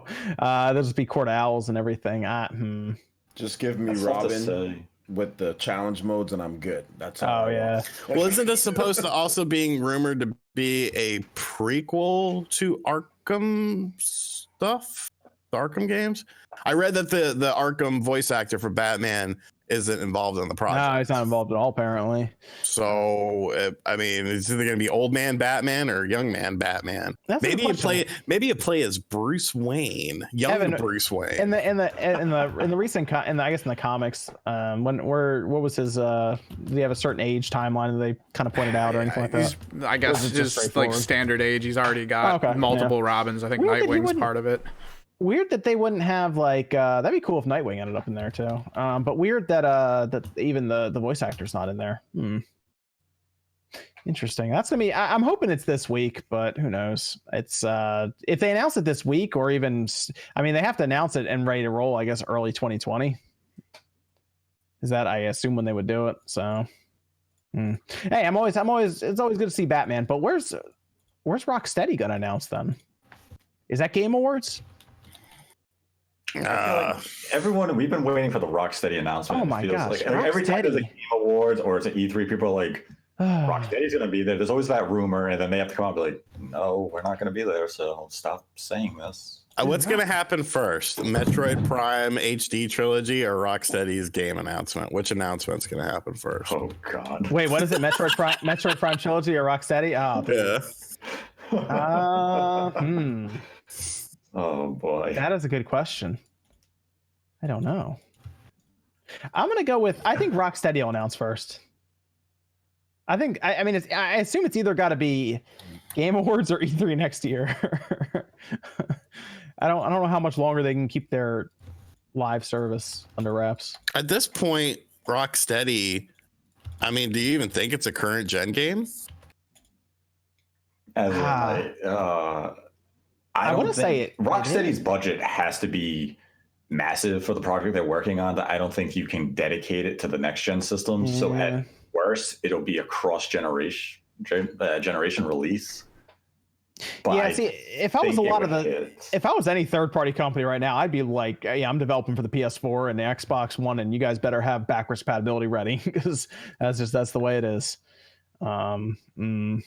Yeah, that'll be interesting when that happens. Evan, do we have a Discord question? Why didn't Nintendo buy AlphaDream? Oh, we're about to go into AlphaDream. All right, we'll hold on to that perfect segue. We'll hold on to that one. Hold on. We have another one, Evan. Another Discord question. Anyone have any thoughts on the John Wick game, the tactics game coming out? You know, I've looked at that a couple times actually, and it's like it looks like it's like a strategy RPG. Here's my problem. I have these weird flashbacks to that Fear Effect game that came out, and I did not like that game at all. And it doesn't look exactly the same, but it looks like a similar idea. But I'm interested to check it out. The art style looks interesting too. But when is that out? That's out in a little bit, isn't it? I keep looking at it occasionally. John Wick, Hex. That is out October 8th, so it's out this week. See, I knew it was soon. Yeah, I'm gonna probably buy that and check it out. That'll be interesting to see how that goes. It's on Windows, Mac OS. It says consoles. Anyone else checking that out, or is that just me? That's Probably just you. Okay, that is fine. I will do it. I will check it out. It's not the type of game I thought John Wick should be. I'll be honest. Like, it looks cool. I'll check out your video, whatever you do on it. But if I'm playing a John Wick game, I thought those would be something like, I don't know. Yeah, I want like a Max Payne. Like a shooter, like a like Max Payne, That makes or sense. like some type of, maybe even throwing some, like, I don't know, some type of weird hybrid between Max Payne and Bayonetta or something, like where you can kick people and all that. Like that Like a looks refined bullet storm. What is that? Where people can fly, dude. They can do it, right? Oh, that looks so cheap. I mean, it might still be a good game, but that's not. I mean, I'm not trying to do turn-based John Wick. I mean, come on, man. Oh, it looks cheap. It looks like a game that has no sort of budget. It's a movie tie-in game, for Christ's sakes. And They've made like $5 billion. I would like to see something a little bit more than that. Yeah, like I mean, if this was a even I would say if this was a AA studio making that game, fine, okay, whatever. But considering what using a movie license based on John Wick, which has made tons of billions of dollars, like OJ just said, come on. Is this coming out on cell phones too? It's Windows, Mac OS consoles. It says. Another problem is that we saw Keanu in Cyberpunk, and I'm like, bruh, I can't see like Keanu and Cyberpunk. You're like, this is what we're gonna like. I'll just wait for Cyberpunk to use Keanu. I think that'll be more like John Wick than maybe this game, dude. Wait, is it? Hold on. Does that mean that Mike Bithell is designing it? Bithell Games. That's from he did the TAC. Remember TAC? TAC and the Guardians of Gross. I'm looking at it on Google right now. That's interesting. Okay, sure. They also did Thomas Was Alone. What? Bithell Games did Thomas Was Alone. That game wasn't bad, actually. It wasn't bad. There you go. But that was in 2012. Now they have the John Wick. To get it. No, I'm not getting it. It's an Epic Game Store exclusive at launch, and I cannot support such draconian tactics. Okay, there you go. You did it. We'll talk about AlphaDream next. Evan, do you want to? We gotta make a poll for that giveaway from CastleManiaGames.com. So check them out. We have a giveaway for Evan Metal Storm. Why don't you hit us with the poll? This is for Metal Storm Collector's Edition. Looks like from YouTube, specifically Adrian Ruiz. Adrian Ruiz. It's in chat now. Come on down. Now we gotta figure out how to get in contact. Hey, we just need to get a hold of him on, I guess, Twitter would be easier because you can message him on Twitter.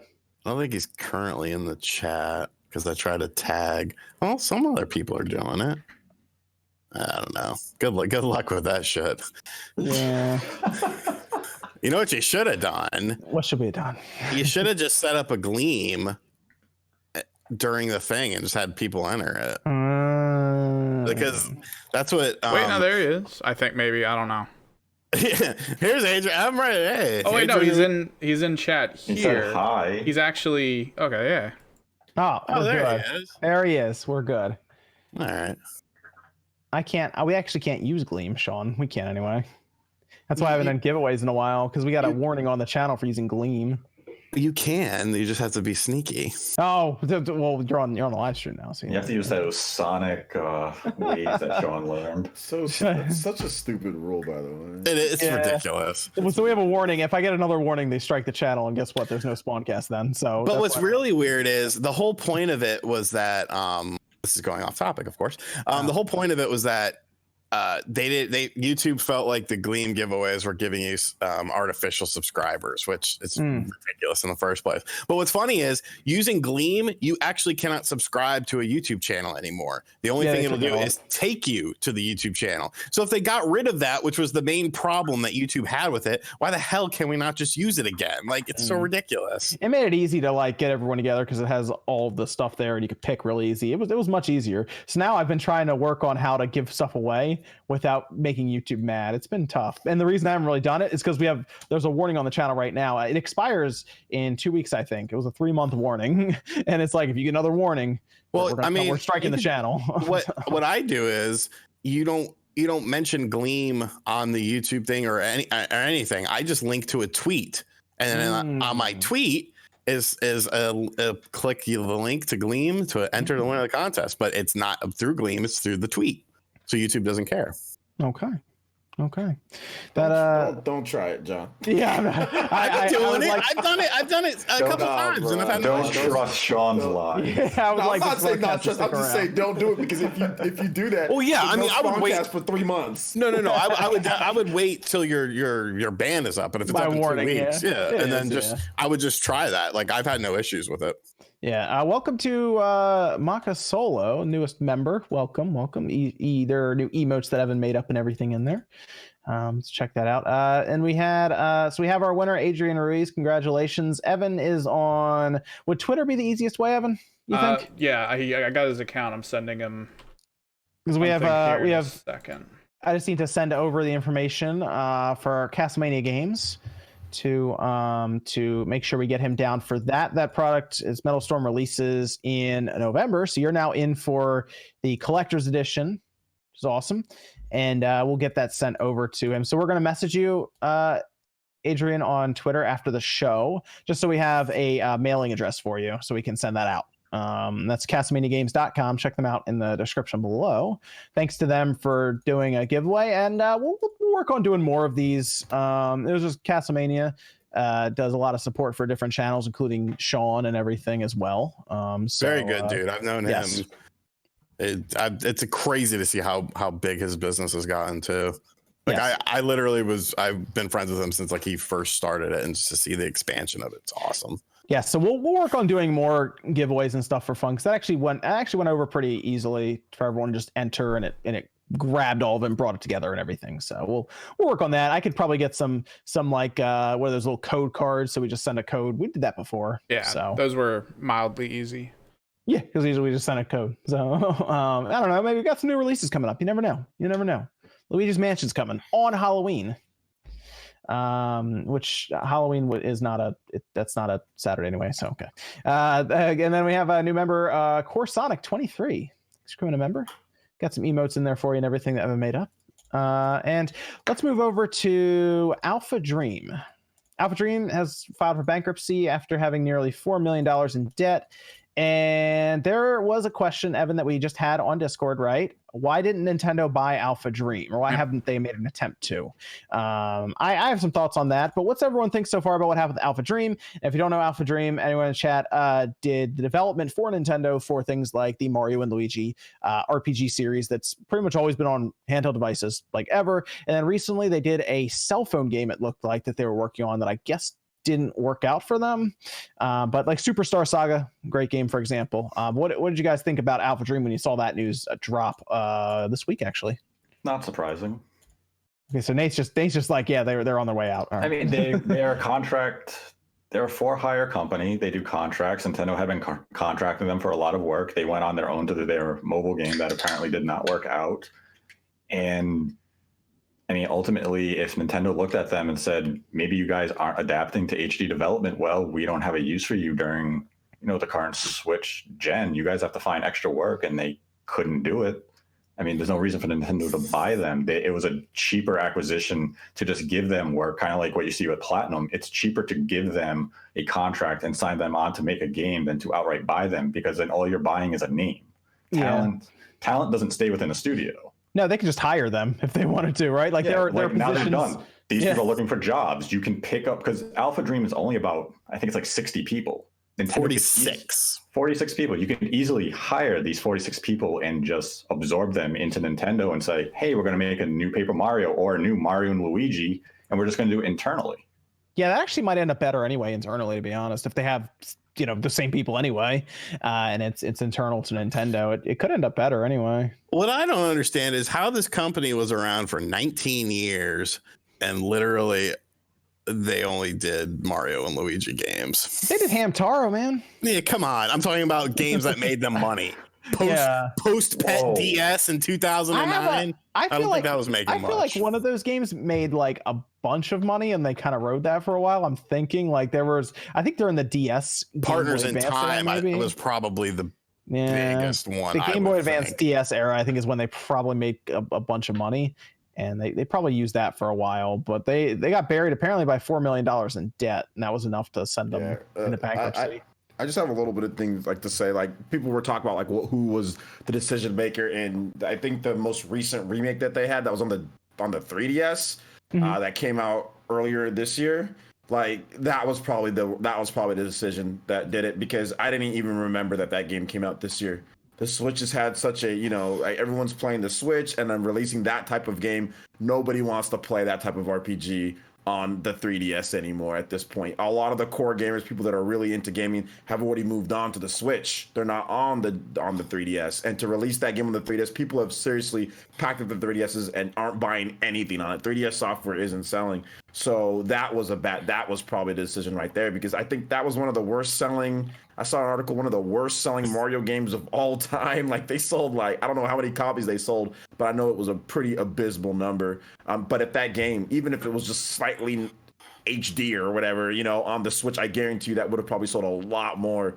So it's unfortunate, but they didn't adapt, and they didn't put they didn't put a game on the Switch, and that's very unfortunate they weren't able to. But in 2019, for that type of hardcore RPG developer or whatever, you can't be releasing 3DS games, Yeah, that's where it's weird, because I would like to believe that if AlphaDream did have the skill to do an HD game, Nintendo would have had them bring a Mario and Luigi to the Switch, and it was just that they did not have that skill set. They did not have the tools, so Nintendo kept them on the 3DS, also kind of hoping 3DS is on its way out, but there might still just be enough of an active user base that we might be able to sell a few of these copies. It ended up backfiring, even though, I mean, that writing was on the wall in 2018 that the 3DS base had been abandoning the system. Software hasn't really been moving all that well on the system. We saw it with Metroid, Samus Returns. It did not sell. It sold all right. It would have sold a lot more had it come to the Switch. Yeah. But it seemed like an odd decision for Nintendo to say we're going to put Bowser's Inside Story on the 3DS in 2019. Apparently so this was interesting on Twitter. It was, I think Liam Robertson mentioned that AlphaDream had helped with a game that's not out yet. Yeah, that is correct. And I don't know what it was exactly, but I assume it was Ring Fit Adventure. Sounds about right. I don't know if that's correct, but that's what I figured it was. So they had a hand in some game that's not out yet. If it is Ring Fit, well, there you go. So to me, it looks like they got big with Superstar Saga. Partners in Time, Superstar Saga sold exponentially well. Partners in Time sold very well. And then everything after that was just less and less and less. And I mean, it's really because they didn't really change up much shit in those games. They always felt very similar. Whereas, Partners in Time and Superstar Saga, they still felt fresh because it was like the beginning of the series. And then as the games kept coming out, it was kind of like, I'm tired of this. Dream Team did okay, and then they even had a special edition 3DS with Dream Team. Dream Team, yes, it did actually. That did 2 million in sales. Yeah, and then the special edition just became stagnant. Yeah, just became a little stagnant. I hope they do something with that series. I hope that series doesn't just go on like hiatus for a decade or something. I hope they do something with it. Well, I wanted to bring this up, and like I said, I didn't want to sound insensitive, and I wasn't trying to on Twitter when I asked about it, but because I do feel that these developers they're going to get on their feet. You know what I'm saying? I don't think it's oh my gosh, it's over for all of them. Japanese industry, they can find some jobs. So I'm confident that these guys are going to be able to find something. They'll be able to go somewhere and work. But I mean, like, one of the reasons, Nintendo made Paper Mario the way that it is because they said, oh, well, we already have an RPG series with Mario and Luigi. So now does this mean, could we potentially go back to how Paper Mario was? Could they make a fusion between the two? I mean, that's a good point. I would like to see that. I mean, we know Intelligent Systems made the Paper Mario games that everybody considers really good, which are original Paper Mario and Paper Mario Thousand Year Door. We haven't had something like that in a while, right? We've just been getting Paper Jams and Dream Teams and all these other things since then, since those two. So maybe does this mean maybe Paper Mario comes back in a certain way? I just want to get you guys' opinion. I mean, I wouldn't. Color Splash too. See, that's the problem. We've had the Color Splash. We've had the Sticker Star. It's not like the Paper Mario line has been doing well in these last few entries. They've been pretty mediocre. Now, I mean, Nintendo did say, oh yeah, we're not doing the RPG with Paper Mario because we have the Mario and Luigi line, and that's where we want that focus to be. It still seems Nintendo. You almost need Miyamoto to have no input on Paper Mario because he's kind of the reason Sticker Star became such an abomination. So I think you need fresh blood to come in with the Paper Mario line and inject some new life into it and make it that exciting RPG that we had with like the Thousand Year Door. And I don't think it's going to happen just because of the death of AlphaDream and maybe putting Mario and Luigi on the shelf for a little bit. It's just going to be that Nintendo's going to look at it and say, we were planning this anyways. AlphaDream just happened to shutter during this time. And it's just going to be a weird coincidence. Okay. I remember when Paper Mario was exciting. You guys remember when Paper Mario 64 came out? That was so exciting. That are the best commercials because they would like do like stuff in the office where they'd hang Peach over like a paper shredder and stuff. I think those commercials are still on YouTube too. Those are great. It was so great back then, and even with the GameCube game, and then like when they started redoing all, it was just like what? They were clever too because you get a magazine. I think it was Nintendo Power, and it had a free demo that came with it. And the demo was that on like page 43 was a cutout of Mario. So you would literally cut them out of paper, and that was your demo. They had some fun. That's when Nintendo was really fun with their marketing, or I guess just in general game companies. But yeah, that's I mean, they could remake Thousand Year Door and sell an obscene amount of copies just like that if they really wanted to. I'd be completely down for that. Like a 1,000 Year Door HD, like just that would be great. See, would they sell? Like, what would be an obscene amount of copies for? Well, how many copies did Color Splash sell? Not a lot. 12. More than that. Yeah, it sold over a million. It was a bomb on the Wii U. that would be success though if it's more than the previous one, right? I think it would sell like it'd probably be at least 3-4 million for a game like that. I could see that. I could see that. Minimum. That would absolutely destroy whatever Color Splash sold, right?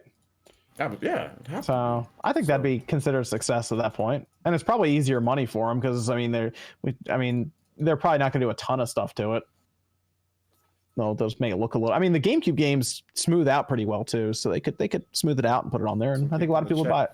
The winner right here, Adrian, says I'm willing to buy 1,000 Year Door for $60. Look at that. Oof, there you go. See, I mean, it is a bigger game. Like I think you get a lot out of it. So. Oh, I'd drop 60 on it. I know. I mean, I would. I know maybe other people, but I know I would because it does give you that content. The bigger question would be, would Game Informer give it a 7 again because they didn't think the base reading the magazine would like the game? Hold on. They gave that game a 7 out of 10?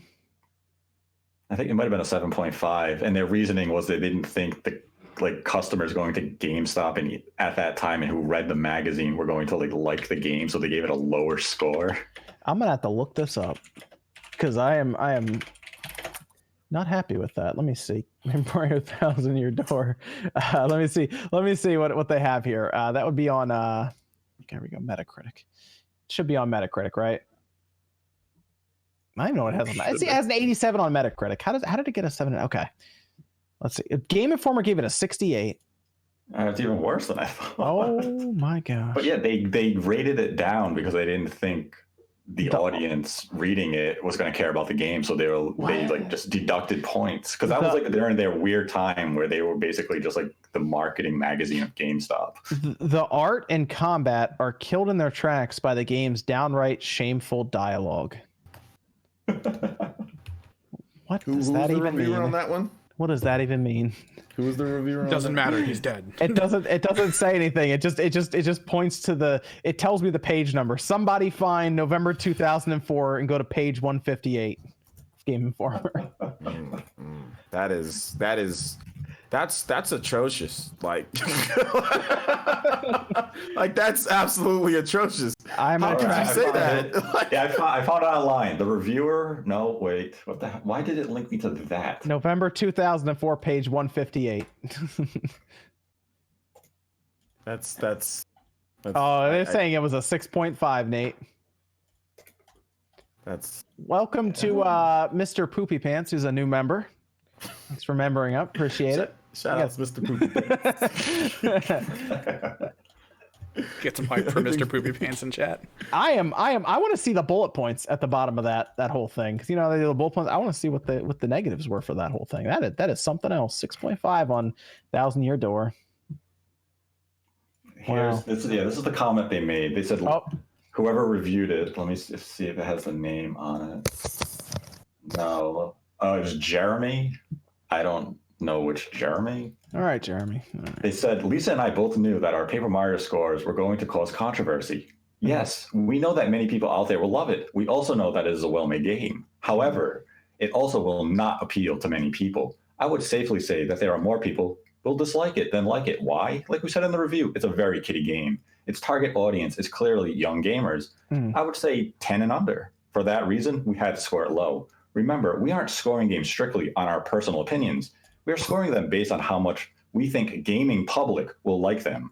We've all played games that we personally disliked and scored them well because we've known that most people will like them. And we've also scored games low that we love because most people won't enjoy them.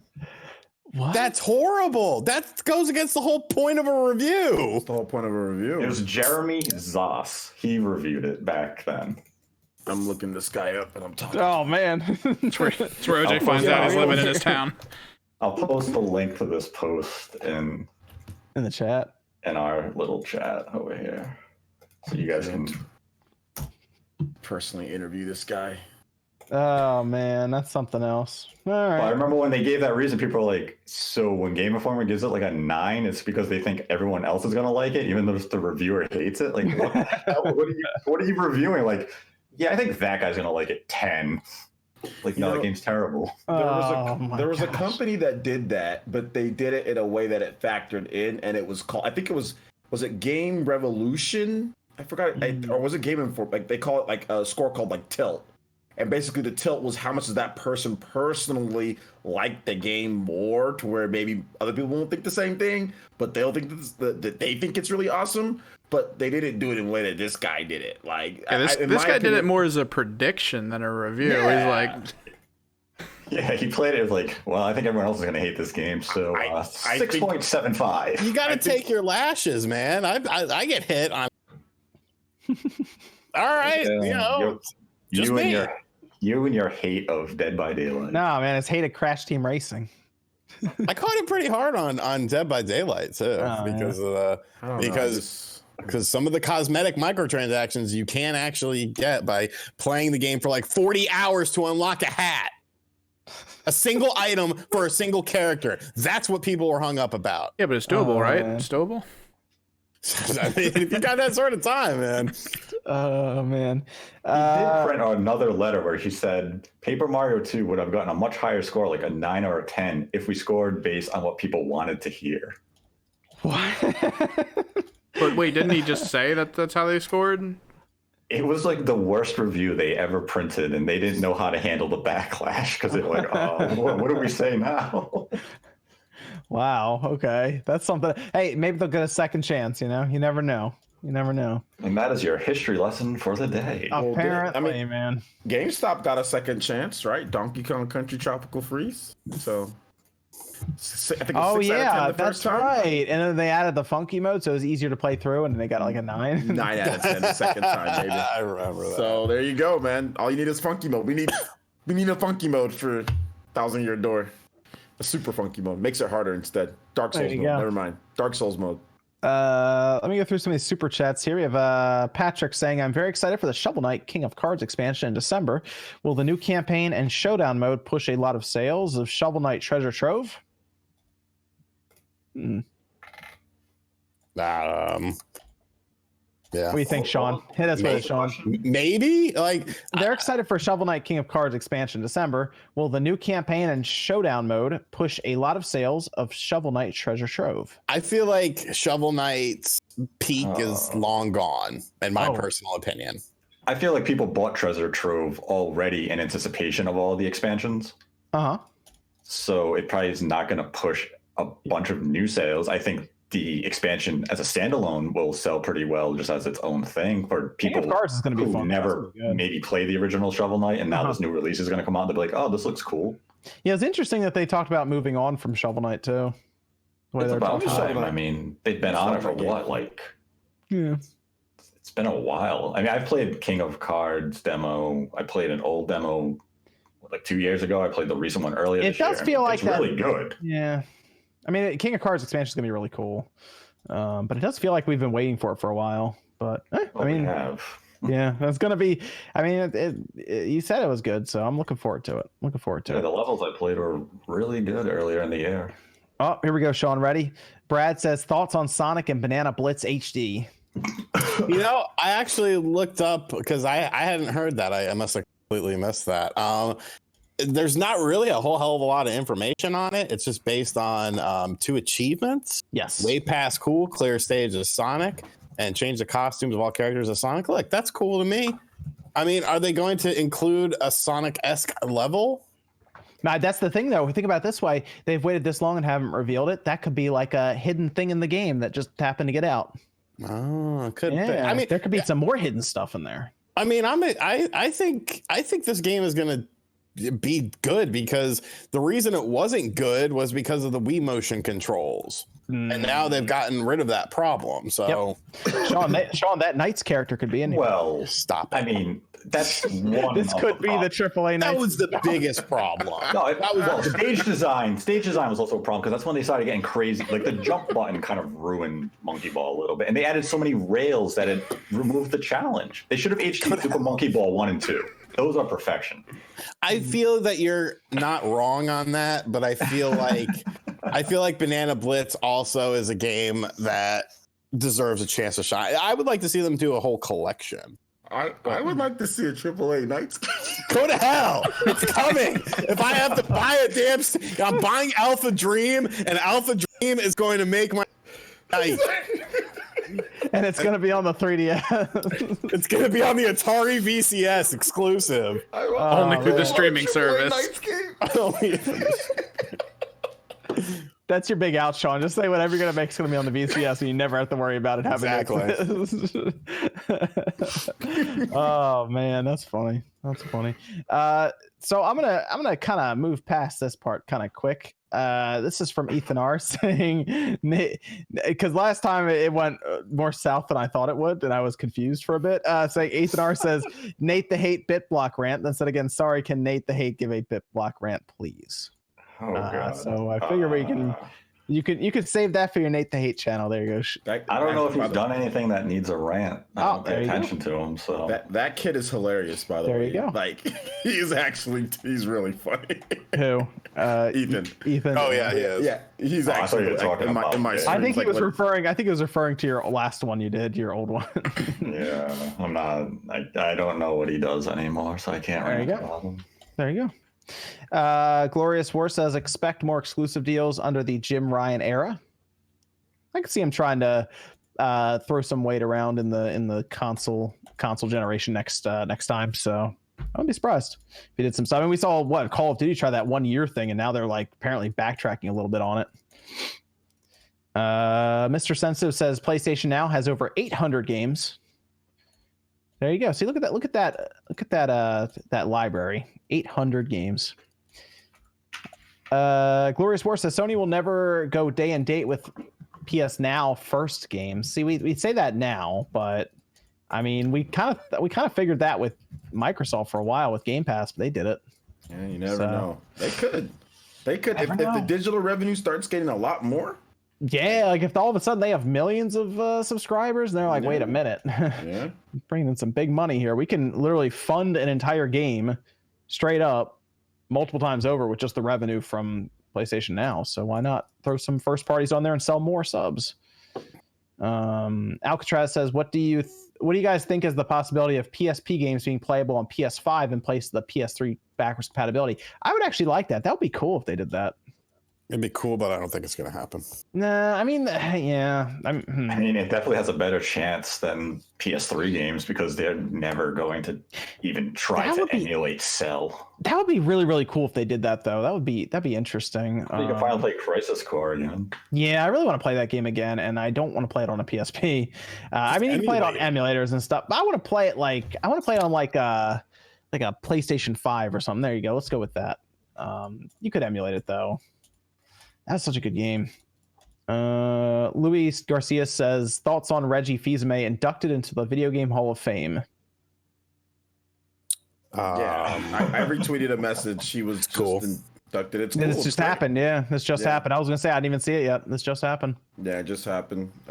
Triforce hooked him up with some nice words too. So yeah, it was great. It's good to see that Reggie's a guy that, he did really good. He made his mark I mean, compared to other people in a relatively short amount of time. Compared to like other guys, right? 15 years really in the gaming industry, because that's really all it was, and bam, so pretty good.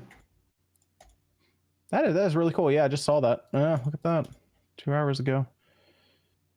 couple hours ago. Actually, he's tweeted that out at 7 o'clock. Yeah. Wow. Oh, that's neat. I'll look into that more and maybe throw it in a video at some point talking about it, but interesting stuff. Luis says The World Ends With You should get on DS or Switch. Oh, should you get it on the DS or the Switch? It's like it's on those. Yeah. I would say DS. I mean, DS is the best way to play it. Yeah. I mean, unless you're gonna play Switch port, handheld. You know, if you're gonna play handheld most of the time, then I'd say yeah, you just go with the Switch version if you're gonna play a handheld. But I mean, DS has the touch, the stylus. I mean, DS version's cool. They patched it on the Switch, right? Didn't they add or change the controls? I haven't checked it in a while. I haven't checked, but the controls with the TV. You can get it on sale at GameStop for $30. The controls on the Switch are in docked mode are just atrocious. Nothing short of atrocious for the guy. I have no idea what was going on with those controls. It just depends on the DS version. You have to remember with The World Ends With You, you have to be constantly like you're going back and forth between the screens. Yeah, like you're looking back and forth. Whereas the Switch version is the same as the mobile version of the game, where it's just on one screen and you see them both fighting. So keep that in mind too. Like the DS version, you are going back and forth. And it can get a little annoying. I mean, on the DS, but it's still a fun game regardless. This is from Juice Man Vaughn saying Game Informer had this weird period of hating Nintendo during that time, or hating on Nintendo during that time. They were really harsh on Nintendo during the GameCube era for just really no explainable reason, except for that weird review of, I guess they didn't think people thought GameCube games were good, so they gave them bad scores. Well, they weren't really reviewing the game on what they thought. They were reviewing the game in general. Yes, they were reviewing it based on what they thought the public would think it was. That's so strange. Oh man. It was pretty popular to hate on Nintendo at that time period because of the Xbox and online and all that, and Nintendo wasn't doing all that. So that could have been some of the reason too. I don't know. Okay, I guess that is everything here for the podcast tonight. Thanks everyone for joining. Let me go around here. Sean, where can they find you, man? Find me on RGT85. We are still doing a Switch Lite giveaway. I put a link to that video in the chat. Very easy to enter. Multiple entries are allowed with various forms of media. We recently looked at a preview of 2020 for the Nintendo Switch with the games we know about, the games I think could come, how the impacts of the PlayStation 5, Xbox One successor, and Google Stadia will impact the Switch in the year. Will it have any sort of negative impact? So pretty long video, but I enjoyed making it. This week I'm finally going to get around to finishing that Super Game Boy video. It might actually be tomorrow. Ooh. And then I guess I will have a arcade 1-up cab here very soon. And then whatever else I feel like filming, I'll film. That's gonna be cool to see that 1-up cabinet. I want to see what that looks like. Yeah, I'm very excited. When this hat came, I forgot that I bought it, and FedEx pulled up, and I saw the truck and I was just walking by, and then they rang my bell, and I got so excited. I was like, "Yes, one of my cabs is here!" And then I opened it, and it was a little box with son of a bitch. What about OJ? Where can they find you, man? Yeah, you can find me right here on YouTube and also on Twitter, Player Essence. Got some really cool stuff coming up for the channel here, guys. We're really kind of going all in on live streaming a lot. So if you're into daily live streams, we do OJ Live every single day. So you come hang out, talk about Nintendo and all sorts of stuff. Do a lot of RPG content as well. Got another Dragon Quest video coming up. Got a comparison with Ni no Kuni coming up. Got some other stuff that I'm working on as well. Got a new show returning to the OJ live streaming type of stuff. So yeah, a lot of exciting stuff coming up in this week. So make sure you check it out. Dragon Quest videos coming very soon though. Working on nice. There were a couple Streamlab donations that came in real quick. That one I missed. The other one just came in actually. One is from Retro Gaming Man Cave, and this is an interesting question real quick. What would you say is the biggest motivation for you guys to do what you do? The thought of poverty. Put some food on the table. Yeah. I would say the fact that the hobby intertwines with the quote unquote work is a good motivation. So I'm excited to get Luigi's Mansion, play it. I'm motivated to play it, and then I'm motivated to talk about it because even if I have a terrible time with it, it'll be interesting to explain why. Yeah, I mean, it's at the end of the day, it's video games. So it's like, if it's something that you actually enjoy, it makes it a lot more worthwhile. Like you consider work, it's like work is like, oh, I have to play this game. It's like, I mean, that's a blessing. Like, fuck, like that's every little kid's dream. So Yeah. I'm a communication and kinesiology major, and you did a lot of talking to people. So I think for me, live streaming works really cool because I just get to sit there and talk to you guys for 2-3 hours or whatever. So it really fits in with what I like to do, even though it's not necessarily in 100% of my field. It kind of is. So it's just fun. I get motivated every time some people ask me how long, you're doing streaming every single day. Like, how can you talk to people for 3 hours? I'm like, that's all I did in college was sit there and talk to people, talk to kids doing kinesiology teaching, physical education, or just talking to people in class, whether it's talking to, football players or interviewing or do whatever the case is. So it just kind of all fits in, and I love video gaming, so it just goes hand in hand. There you go. Oh, and then Cosmic Creeper says, great stream, fellas. Thanks, Cosmic Creeper. And Nate, what about you? Where can they find you, man? You can find me on Twitter at DirectFeedGames. There's a link to my YouTube channel in my Twitter profile. Next week, I will have some gameplay footage of Yooka-Laylee and the Impossible Lair, Burger Time Party, because that's coming out next week, and I don't think anyone knows that, probably because no one's even heard of it.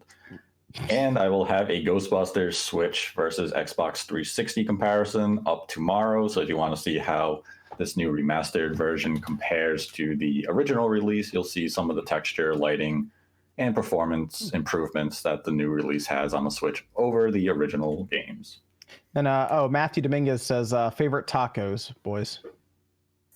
chicken, Carne asada and chicken kind of mixed together. Some cilantro. Yeah, chicken. Sauce. Okay. And then a good fish taco. Sometimes that's also what I sometimes I want a good fish taco. Then Evan, what about you? Follow me on Twitter, Kimrick's Project. Posting up when I'm doing things. I'm trying to stick to a Monday, Wednesday, Friday schedule on my Twitch. It's going to be mostly art this week again. Just follow me on Twitter for any of that information.